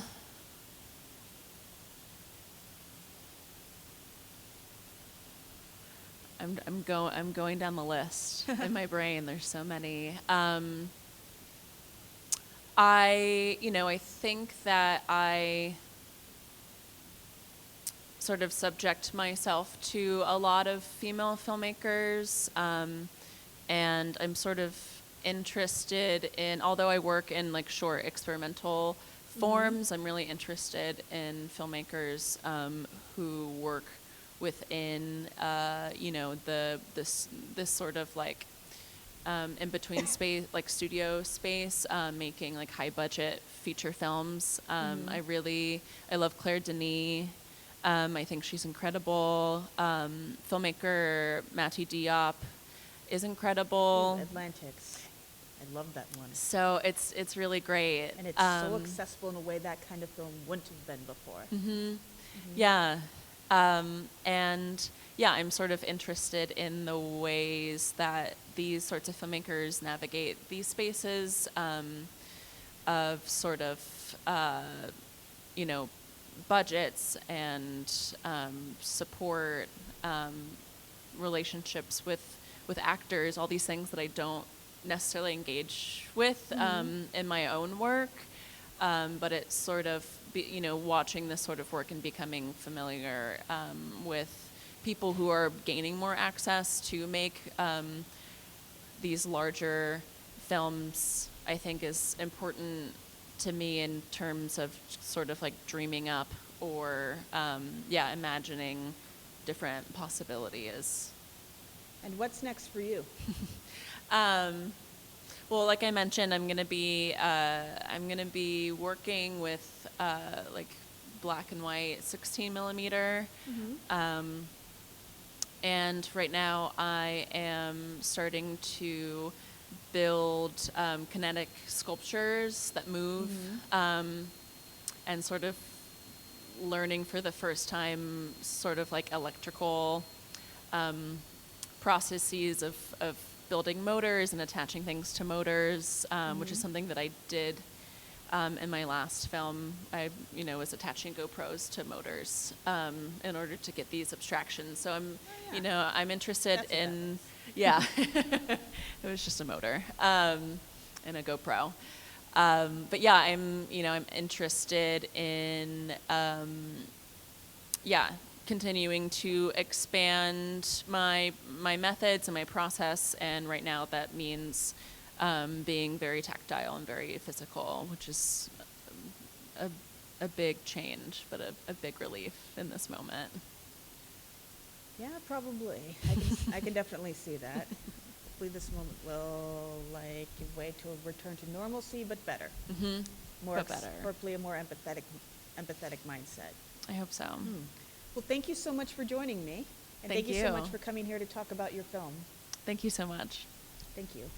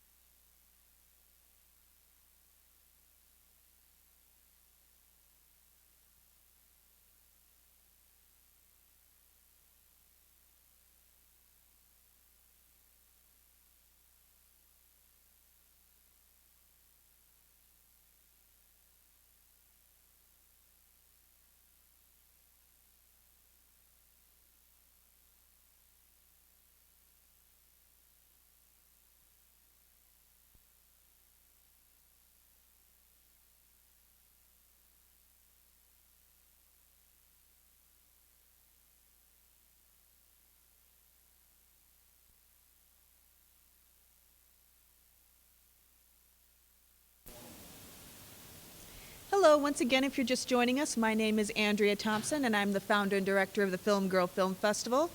Originally November 13th through the 15th, but we are expanding to a week to give you more time to enjoy all the wonderful films we have in the festival. And joining me here is one of our local filmmakers whose film is going to be playing in the festival. This is Paula Lovo. She's the director of the film Summer School. Thank you so much for joining us. Yeah, thank you for having me. It's our pleasure. And yeah, just to give a little background on your film Summer School is about the work the organization True School does in the community. And for those who are unfamiliar about True School, can you give a kind of some information on them? Yeah, so True School is a nonprofit organization located here in downtown, and we hold programming for high school age students having to do with creative arts and hip hop. So that would look like DJing classes, music production, video production, breakdancing, visual arts, and so they're free. They're after school programming during the school year, and we do a summer programming in the summer. Yeah, and part of this film is them having to adapt their programs during COVID. Can you kind of how did they do that? Yeah, okay, so well, summer is usually like packed. There's a bunch of young people, like 20 students, all working on different projects. But because of COVID, we didn't want to just not have that opportunity, not have space for young people to create. So we had a condensed group, which was about 8 young people, and they were all collectively working on projects having to do with different organizations around the city. So we were trying to figure out how that would look like. So part was virtual, part was in person, and part was going out to the community and still doing work. And yeah, your role. What is you say we? So what is your role in True School? 'Cause Yes. yeah, you're not just the director. Really place an emphasis on gardening and also water. Like you focus specifically on an artwork that contained that saying "water is life." Why such the focus on water? Well, first, we're like by one of the, freshwater, largest bodies of fresh water. Mm-hmm. And it's so important to our communities to have access to clean water. So one of the aspects of True School is the Aqua Pioneers, and there's an aquaponic system in the space where we're using, I think, the waste of fishes to filter out some kind of situation where plants are growing. But, making water like accessible, one of the places we were at was the Peace Park and Garden, and there's a rain barrel. So the water we're not using isn't exactly coming out of a faucet, it's coming out of the water that came from the sky.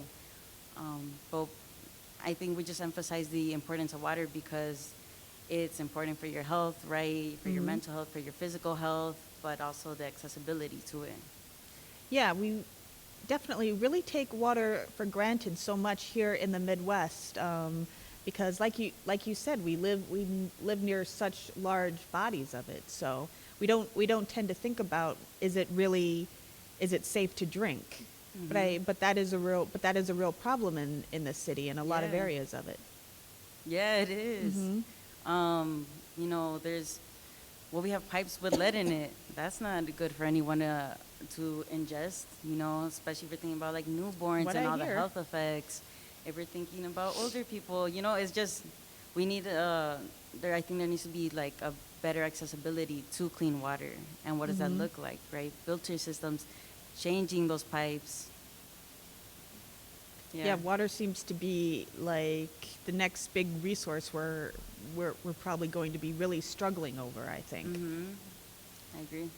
And in your film, like you have a lot of the young people who kind of talk directly to the camera, explain their art, what they do, why they do it.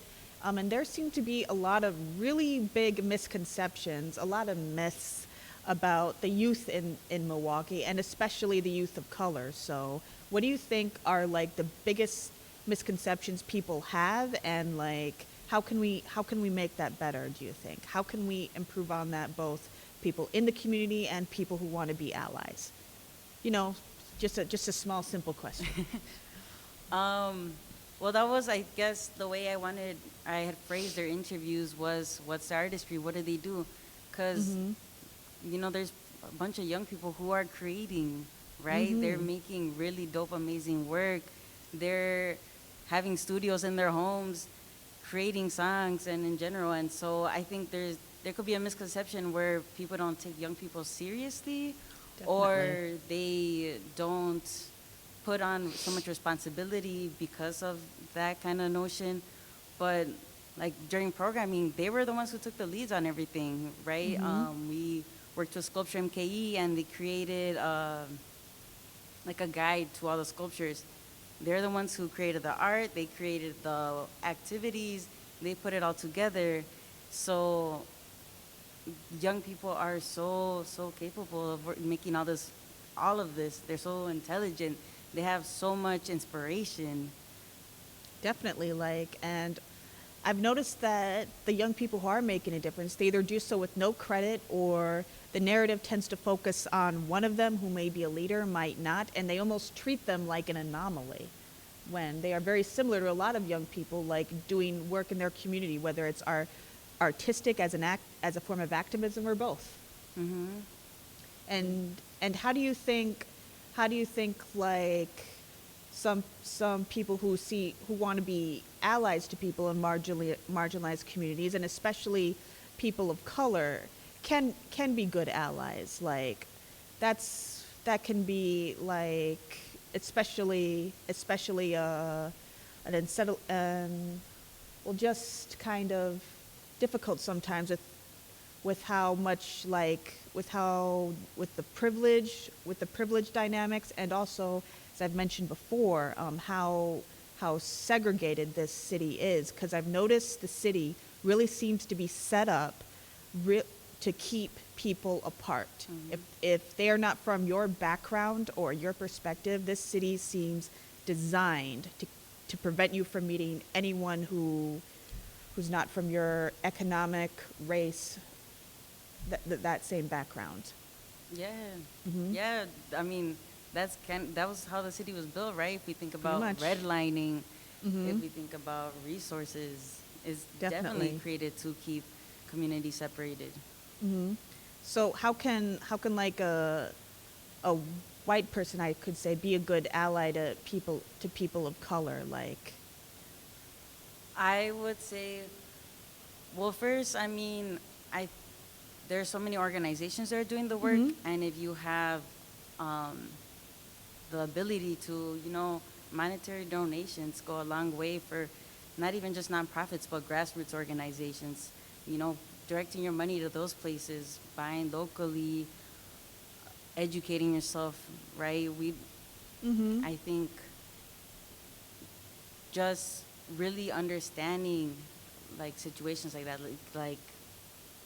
like in Milwaukee, all the segregation, going to local restaurants, local stores, supporting those businesses, supporting grassroots nonprofits who are doing work.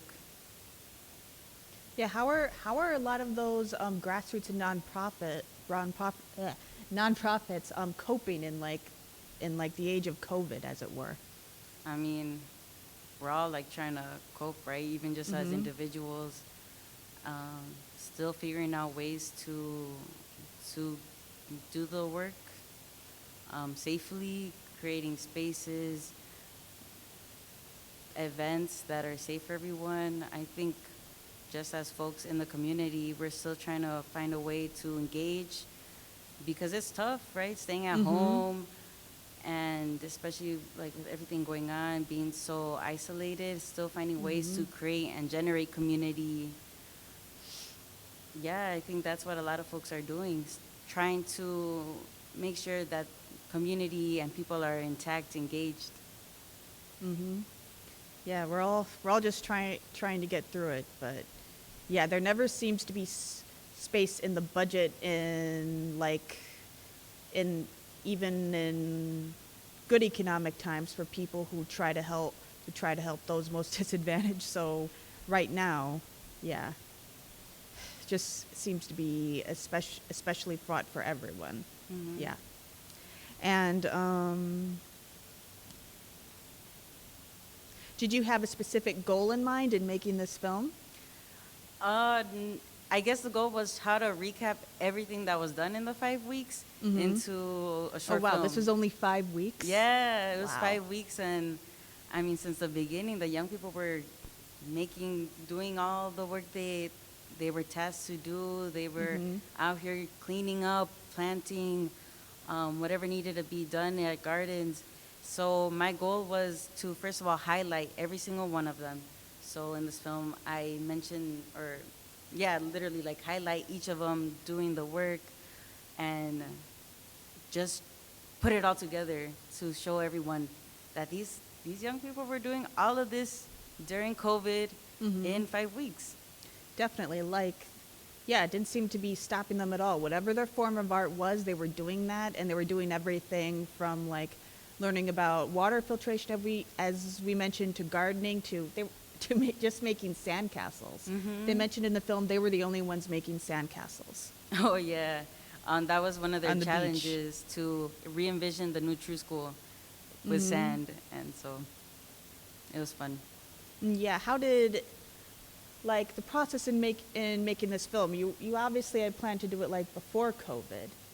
What were the additional precautions you had to take? Because this is a very community-organized, community-based film, and like we mentioned, it's hard to really feel that sense of community and during a pandemic where we have to socially isolate from each other.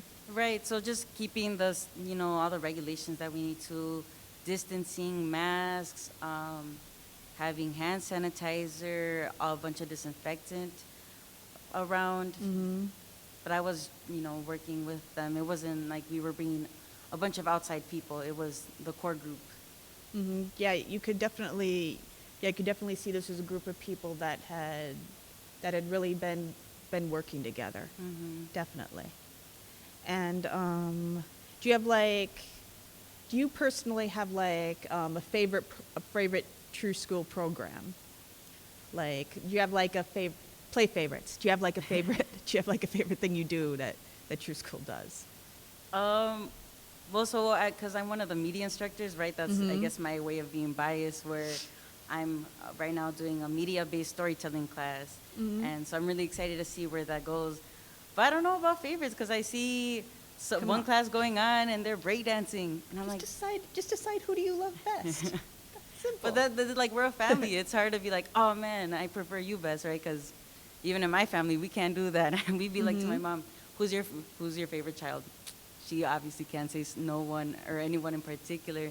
So that's the whole, with all the instructors, with everyone involved, we're a family. It's just so cool to see the different classes. But what I will say as one of my favorite events that unfortunately we weren't able to hold this year was the block party. Because I think that's where you see all the elements of hip hop activated and happening. So last year we had it at the Market Center of Performing Arts in the outdoor area, and there was breakdancing in one area and vendors, local vendors in another area, and performances happening. So that's one of my favorite events. So I know I kind of dodged your question, but No, that's fine. You just wouldn't tell me who you love best, which is understandable, I guess. But I remember going to those True School block parties. They're so fun, and gallery night and day. That's another area where I've seen True School really shine. And you yourself, before you ever got involved with True School, you were an activist far before that, right? I mean, I don't know, I feel like I have to, right? I also do other films, but I've always been somebody who tries to be engaged with the community. I think that's just what I have to do. And I guess that's a good transition to the inevitable question that we ask anyone who's not a white male filmmaker. How does your perspective inform your filmmaking? Because we're so used to seeing that perspective that anyone outside that perspective, it automatically becomes political.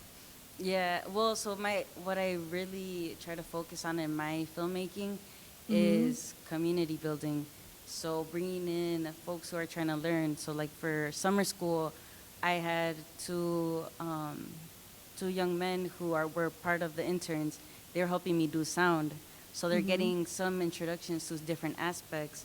But in general, I think it's part of like my storytelling to express these people who I grew up with, right? People who I'll see passing, if I'm talking about paleteros, who are street vendors, sharing all these facets of community and resistance and resilience. I love to express that in my filmmaking because it's so real, because it's so important, and it's always present.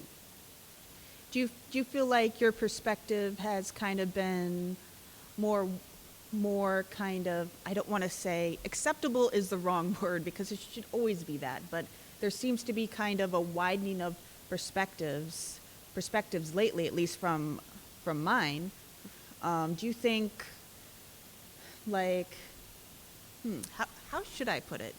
Do you think like other perspectives are being more welcomed? Or like obviously there's still a lot of work to do, but do you think that's the case? Like, what do you mean by perspectives? Like filmmakers who are Basically filmmakers, like everybody in every pretty much in every aspect of life, partly since everyone has a camera, partly since everyone's spending time online now and there's less gatekeepers. I think a lot of people are just looking for variety of filmmaking, right? So not just from the white male perspective or from white male directors. Yeah, I think a lot of filmmakers, because I don't think filmmakers stopped, or filmmakers of color ever stopped making the work. It's just folks are now finally putting that notice and attention on them, right? Like I was thinking about how Netflix had Residue, which is I love that film. Yeah, I forget his first name, but Jurima is his last, or Merawi Jurima. I might have messed that up, but you know that there's different styles of filmmaking that are being placed in these large platforms. I think now we're able to see these type of films, but also there's more access to present them.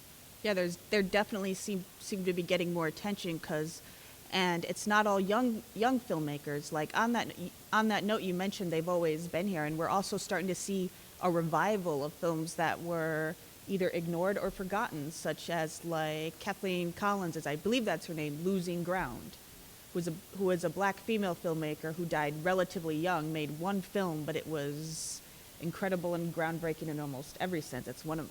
That's also one of my favorites. Yeah.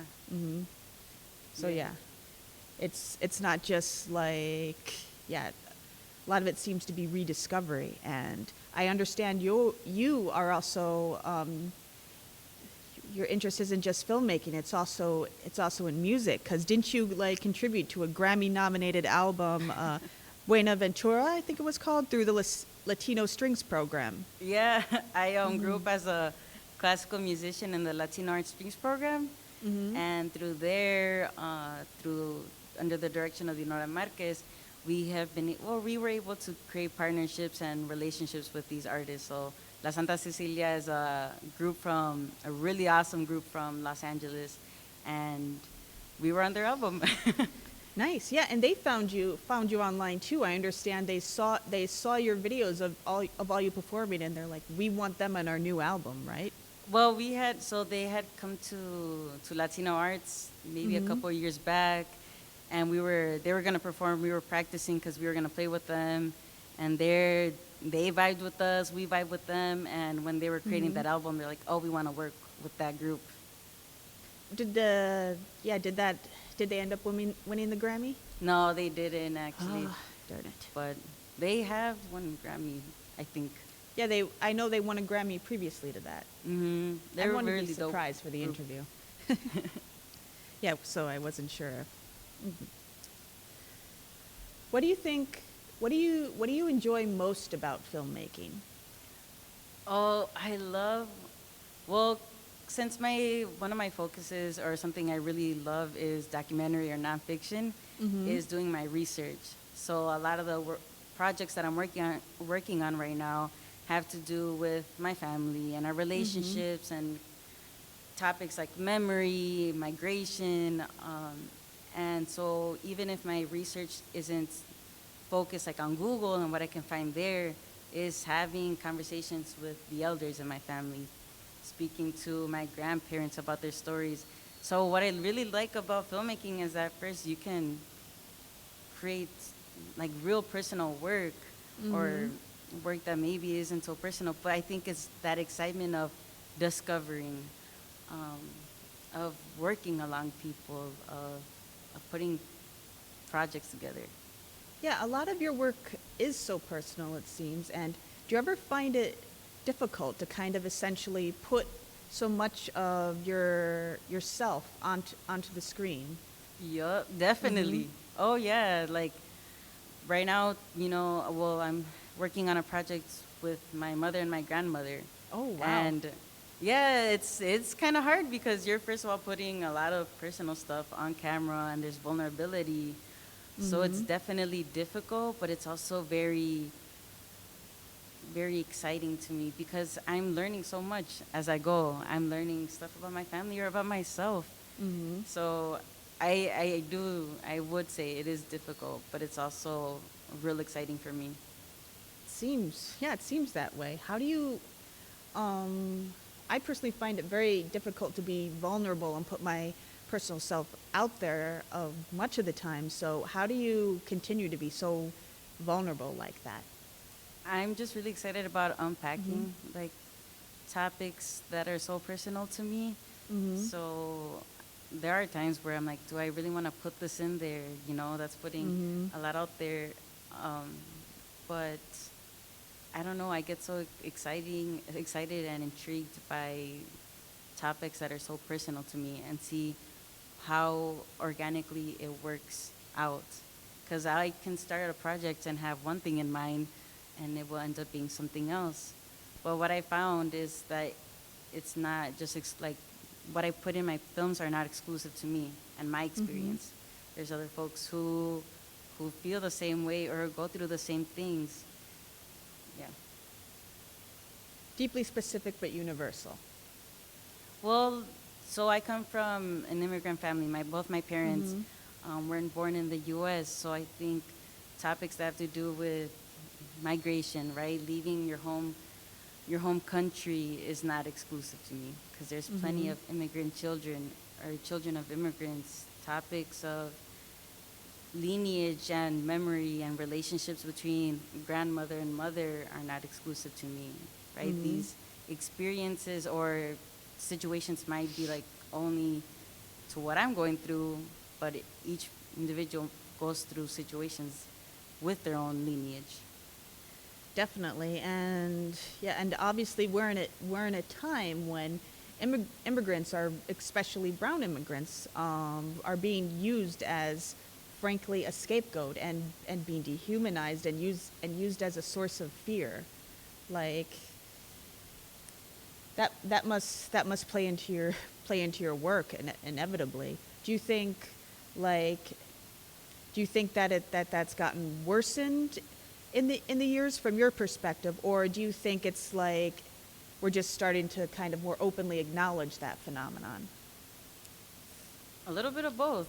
I think it's something that's always been present, right, in this country's history. But I think in recent years, a lot of folks who have these distorted views feel empowered to share their opinion. Yes. Right? So It seemed to happen like an uptick right after the election. So it's We know not, which one. yeah, exactly. So it's not exactly that it wasn't ever present, but it's like the blanket was taken off of it. Yeah, I imagine that doesn't define your life, but I imagine it plays a part in your life. So how do you kind of deal with that? I don't know. I mean, it's hard because, right, you'll hear comments or you'll hear folks say one thing that's makes you feel messed up. Um, so I guess a way I deal with it is surrounding myself with folks who are doing really good work, or just focusing on what I know is real, right? Or true, and telling my story. Like, forget all these other folks, because at the end it's kind of just like breaking you down kind of thing. And yeah, you mentioned your story, so I'm really eager to hear what you have coming up next. You mentioned that project with your mother and your grandmother. Yeah, I'd love to hear more about that. So yeah, I'm working on a project that has to do with these relationships between mother and daughter and grandmother, especially since my grandmother and my mom had migrated to the U.S. at different times. How did that affect their relationship? I'm using components of home movies to talk about the past. Is that going to be a film or a feature or a short? I'm thinking a short, because I'm kind of still intimidated to do a feature, but I don't know. We'll see. I'm still in the process of putting all that together and processing like my emotions and the work that I'm doing. But it's gonna talk about our relationship with men in our lives, of with each other, of how language plays into all of this. So to be, or soon to come. It sounds like something fascinating. Hopefully next year or something in the festival. Yeah, we'll see. All right, and we have a few minutes left. So any specific films or influences you'd like to shout out? Films. So I really love Chavela Vargas, she was from Costa Rica, ranchera singer. So that's a documentary that I really like. I recently saw Las Sandinistas again, that had been shown at the Milwaukee Film Festival last year. Favorite filmmakers, I really like Pedro Almodóvar, who's from Spain, Spike Lee, I don't know. Okay, well, thank you so much for joining me and for this talk. Yeah, I know not all my questions were easy to answer, so thank you. Thank you.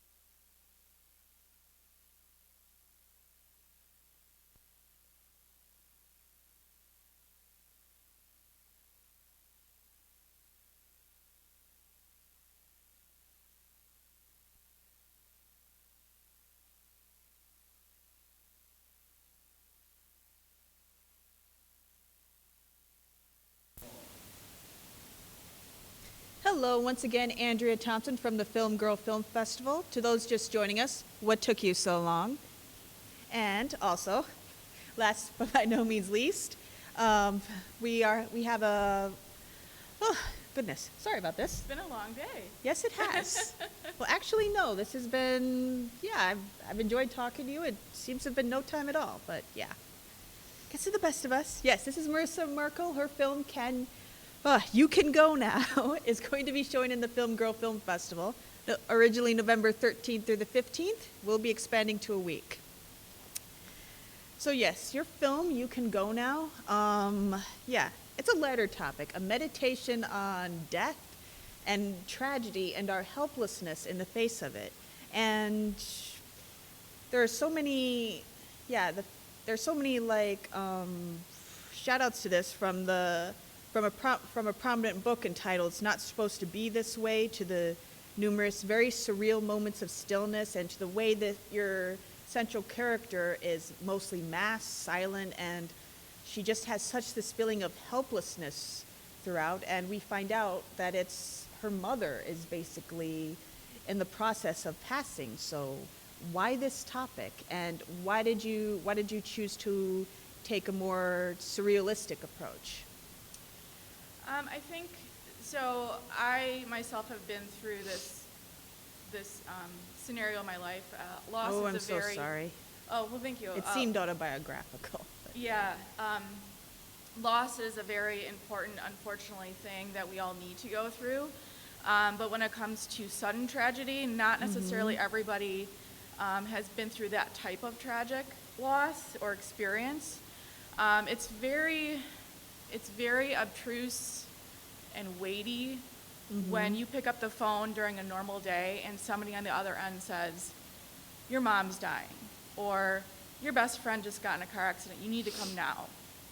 And your world, you enter this very alienating space. And people who discover that you've been given this news, they want to help, they want to understand, they want to know what you're going through. And words kind of become empty shells, no matter how you try to explain what that feels like, you really can't. It's a bit impossible, despite having a million great words to use. So I think, despite that though, there are some commonalities in thinking about my own experience and exploring that and talking to other people who have been through that, that I think the visual form of film has an opportunity to pick up where words leave off and explore those commonalities by deconstructing them into different individual pieces of symbolism or things in the film that hopefully help people who haven't been through this understand what it really does feel like. And I think the best compliment I've gotten so far, and it was my hope, was before COVID, I had a few chances to screen this with people in person, and somebody came up to me and said, when my wife's dad died, I really tried very hard, and I'm an empathetic person, to understand what that was like, but I really, you really totally don't. And he said, I feel a lot closer to feeling what she felt like after watching this. So I was like, that was the best compliment that I could have gotten. So, the commonalities, I think, personally, when you go through that, are things like you've just been handed this very heavy-hitting piece of news, and you kind of shut down. You feel very, very numb to the world, whether this piece of news lasts for 5 seconds or 5 days until you have to face it. You feel very numb, but you're also very hypersensitive to things that you wouldn't normally be on a daily basis. So a lot of people have told me, when I heard this piece of news, I remember keys jingling in a pocket, but I don't remember where I was, or I remember a smell, or things of that nature. People also feel that everything around them and surrounding them and conversations and other people sound idiotic, sound unnecessary, sound disconnected, because nobody knows what you're going through. So that's another thing that people tend to say that they feel. People say they feel absent-minded, they get lost in thought, time becomes nothing to them. So those are some of the things that I tried to explore through some of the more very obvious pieces of symbolism, and then some of the things that maybe people won't notice but are there to find. So Definitely, and I feel like your film really captures that sense of isolation, because in a way, we really live in an anti-death culture when death is something that happens to everybody. From the way we measure time and how we place importance on how we're in sense defined by how we measure time, to how none of us know how to talk about death. You almost kind of pull back because it's such a forbidden topic. I completely agree. It is faux pas, and I think it's because based on the way that it's portrayed in media and film and in conversation and in books, oftentimes it's a curiosity. You know, people want to see it, they want to feel it, they want to understand it, but We're so isolated from it. but so isolated from it, especially when it faces you head on like this. So I think that's absolutely true, and I think dealing with it in this way helps keep it less tangible, and the symbolism to me is a way to keep it as something that you don't necessarily you still don't get there with symbolism in truly understanding what it feels, because it's so individualistic, but And death is so unknowable. it's so unknowable. But I think the deconstruction of those different things is where words fail, and this maybe hopefully succeeds a little better. So And yeah, you keep mentioning the film's structure, and it really is, well, there's this sense that in order to keep an audience attention, especially now that you have to make it this big, splashy thing, but your film is riveting, and it's very Thank you. very quiet. You're welcome. So how exactly, it's very quiet, there's not a lot of, for someone who's dealing with something like this, there's not a lot of huge, dramatic emotional things, except at the end when she becomes vulnerable. So how did you accomplish such a riveting yet quiet tone? I think pulling from my own experience was a huge part of this. I think I would be very daring to try and attempt this without having gone through it myself. So, and I did want the end to be very, very piercing, and I wanted the audience to have to sit with that, because that's part of it, is, you're kind of in this bizarre headspace.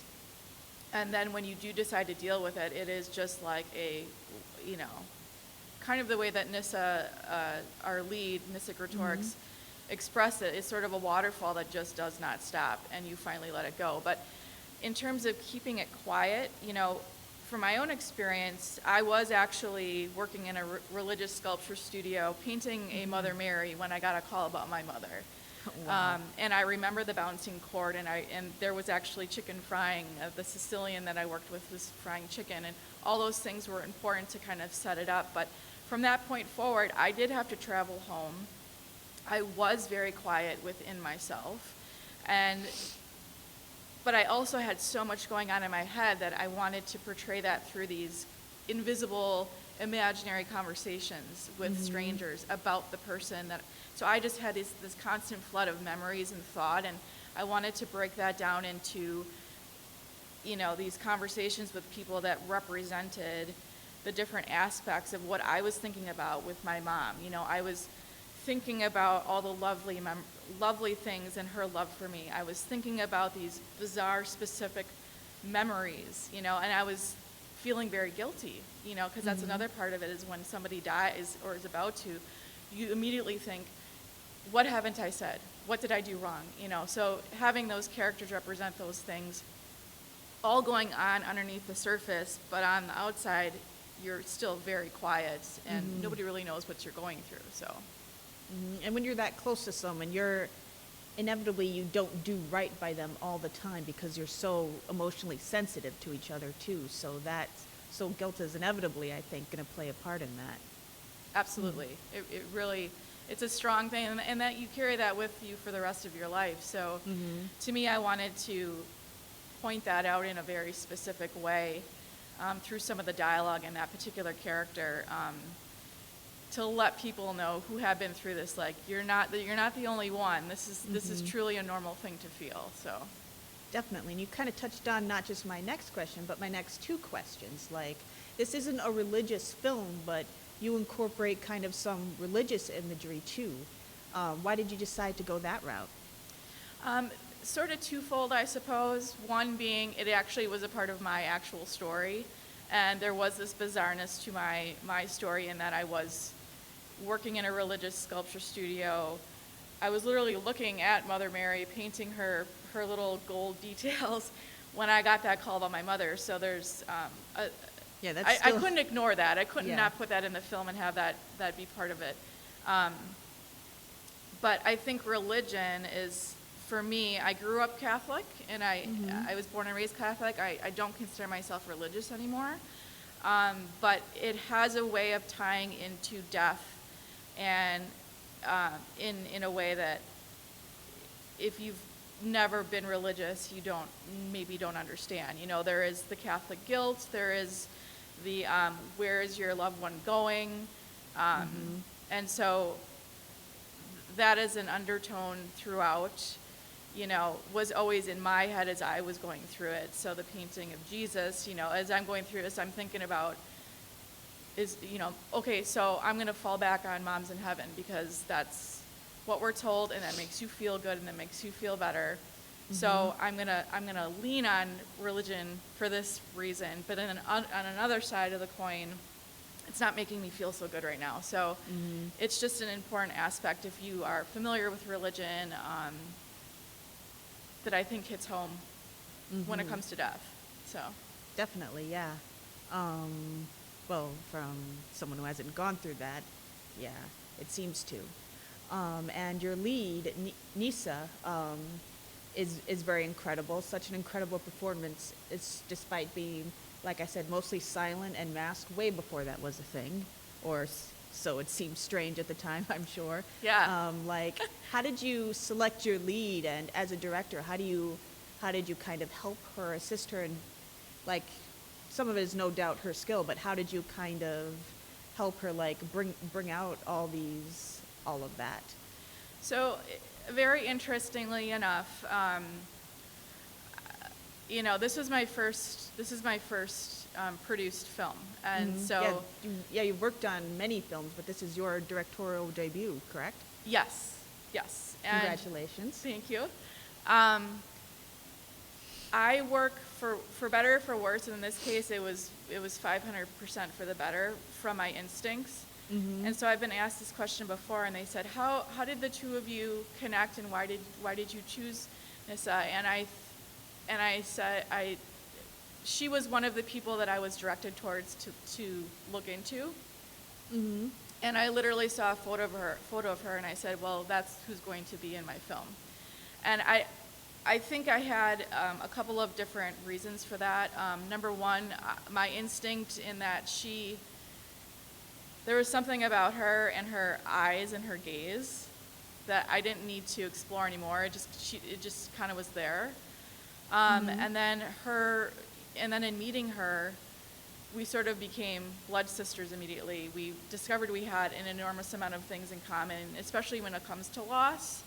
And she has a background in ballet and figure skating, and she was really interested in this role, and also modeling. And so she was really interested in this role of nobody's going to see me the entire time. And she actually really enjoyed that thought as a female actor, being masked. I bet that can be quite liberating in its way. It was liberating, I think, for her. And also she enjoyed the idea of being able to explore body language as an actor in her eyes. And, you know, I'm literally telling her, I'm taking everything else away from you. You don't get to talk. You don't, you know. So she really dove into that and took it to a really nice place. And but then the other caveat I said, but at the end, you've got to give a big scene, and it's got to be right, you know. And she was not afraid of that whatsoever. She took that on and took that very seriously, and that was an interesting day when we shot that scene. But I don't want to give away too much, but she just, I think, and it's funny you say that, you know, going throughout the filming process and her wearing a mask and the type of mask, it was such a unique experience at the time. And now everybody is going around right now having to wear masks and communicate with their eyes. And feeling very isolated. And feeling very isolated, and it is a very strange thing. So I'll be interested Sometimes to see you how don't wanna be people right. feel watching this, if there's some other translation of it based on current day affairs or not. So. Yeah, on that note, yeah, there is this kind of surrealism throughout, but yeah, at the end is where it almost seems like all that surrealism is a sort of, that mask, the surrealism, it all seems to be a sort of defense against what's happening, because don't want to give too much away, but at the end is when everything is stripped, and she has that kind of emotional outburst. So was that kind of so did you intend to convey it that way? That this was a defense mechanism as well? I did and I didn't. The very, very original phase of this in writing it and how I wanted to do this as a director was extremely unrealistic. People brought me down off the rails on a couple of cases. Originally, we were on a plane. The hospital hallway was filling with water. Things that I just could not pull off realistically. So I think having her, and the mask actually took on a million different forms, and was sort of the biggest aspect of anxiety for me as a director, is to choose the right mask. And should that mask come off? Should it not come off? So where we landed with her performance at the end felt like the best place to end it in a place where people could come full circle with the experience. So it wasn't intended from the beginning, but it came to a place, I think, where it needed to come. So. Yeah, and you mentioned while shooting this, a few things you couldn't do, and how tight you and your lead Nisa became. What was the emotional process like, and also the technical process? But what was making this like?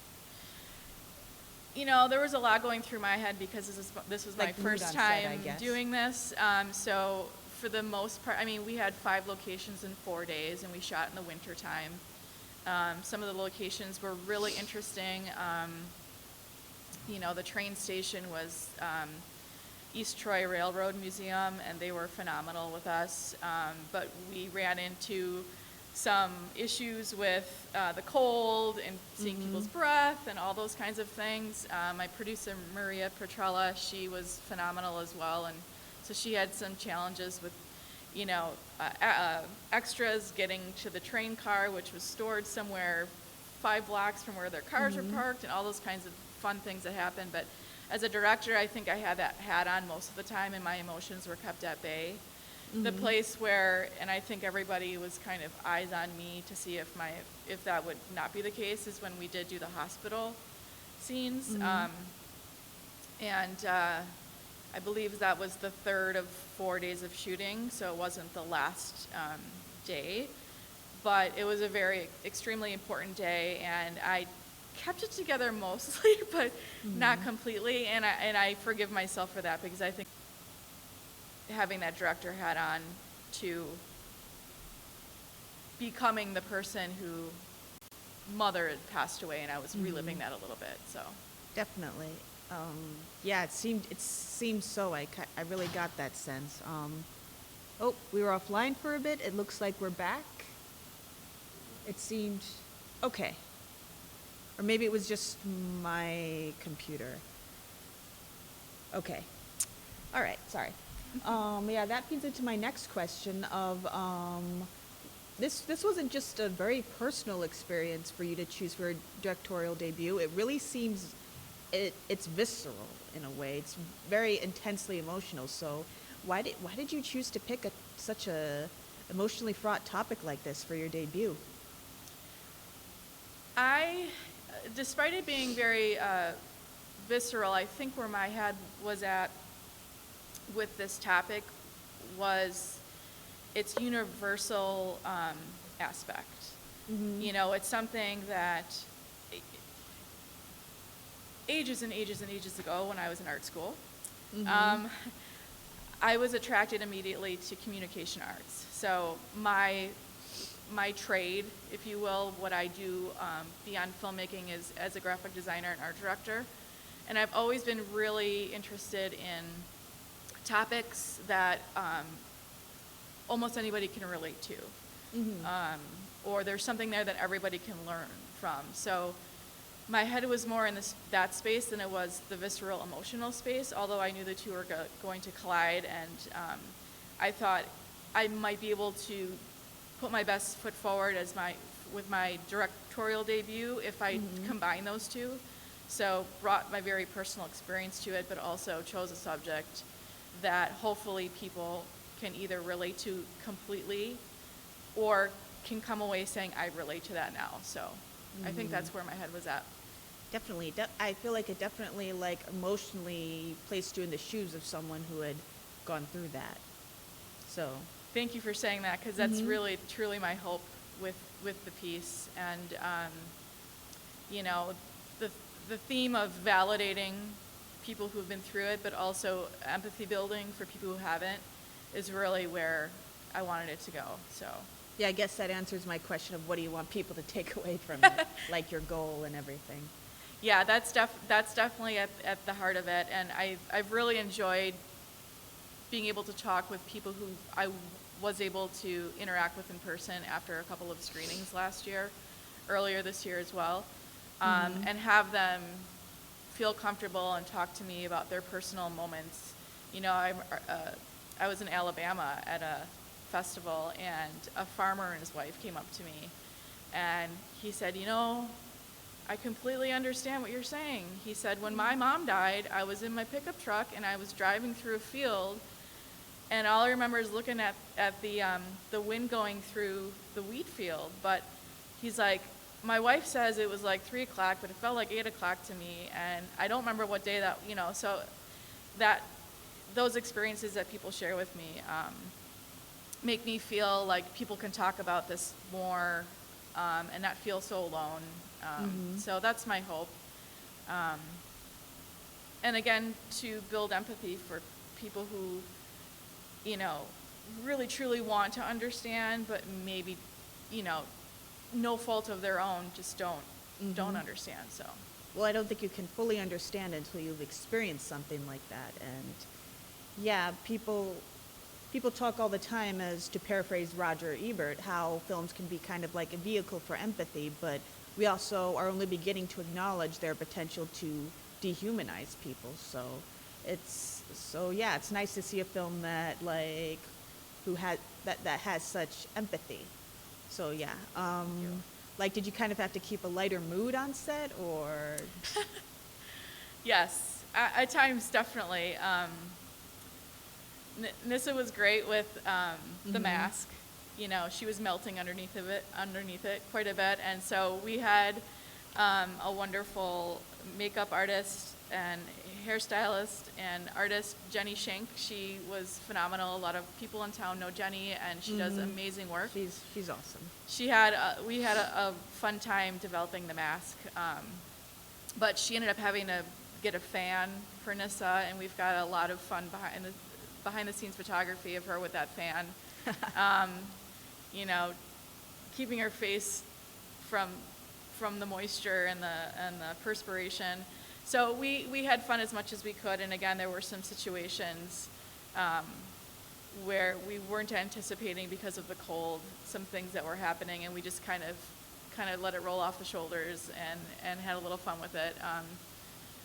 I think the extras weren't too excited when they were sitting in a non-heated train station at 30 degrees, and Maria is putting ice cubes in their mouth, so their breath can't be seen. Oh, yeah. But It's not have been pleasant. yeah, you know, those are the things you remember from production that are, you know, fun, and it was important to not have it be this heavy weighted thing. You know, that was the job of the edit and the cinematography and everything in post.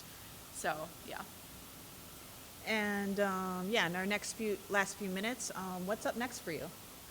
So I took a 180, and although you know, I'm very much not a fan of drama in my actual life, and I think that's why I'm so attracted to it on screen.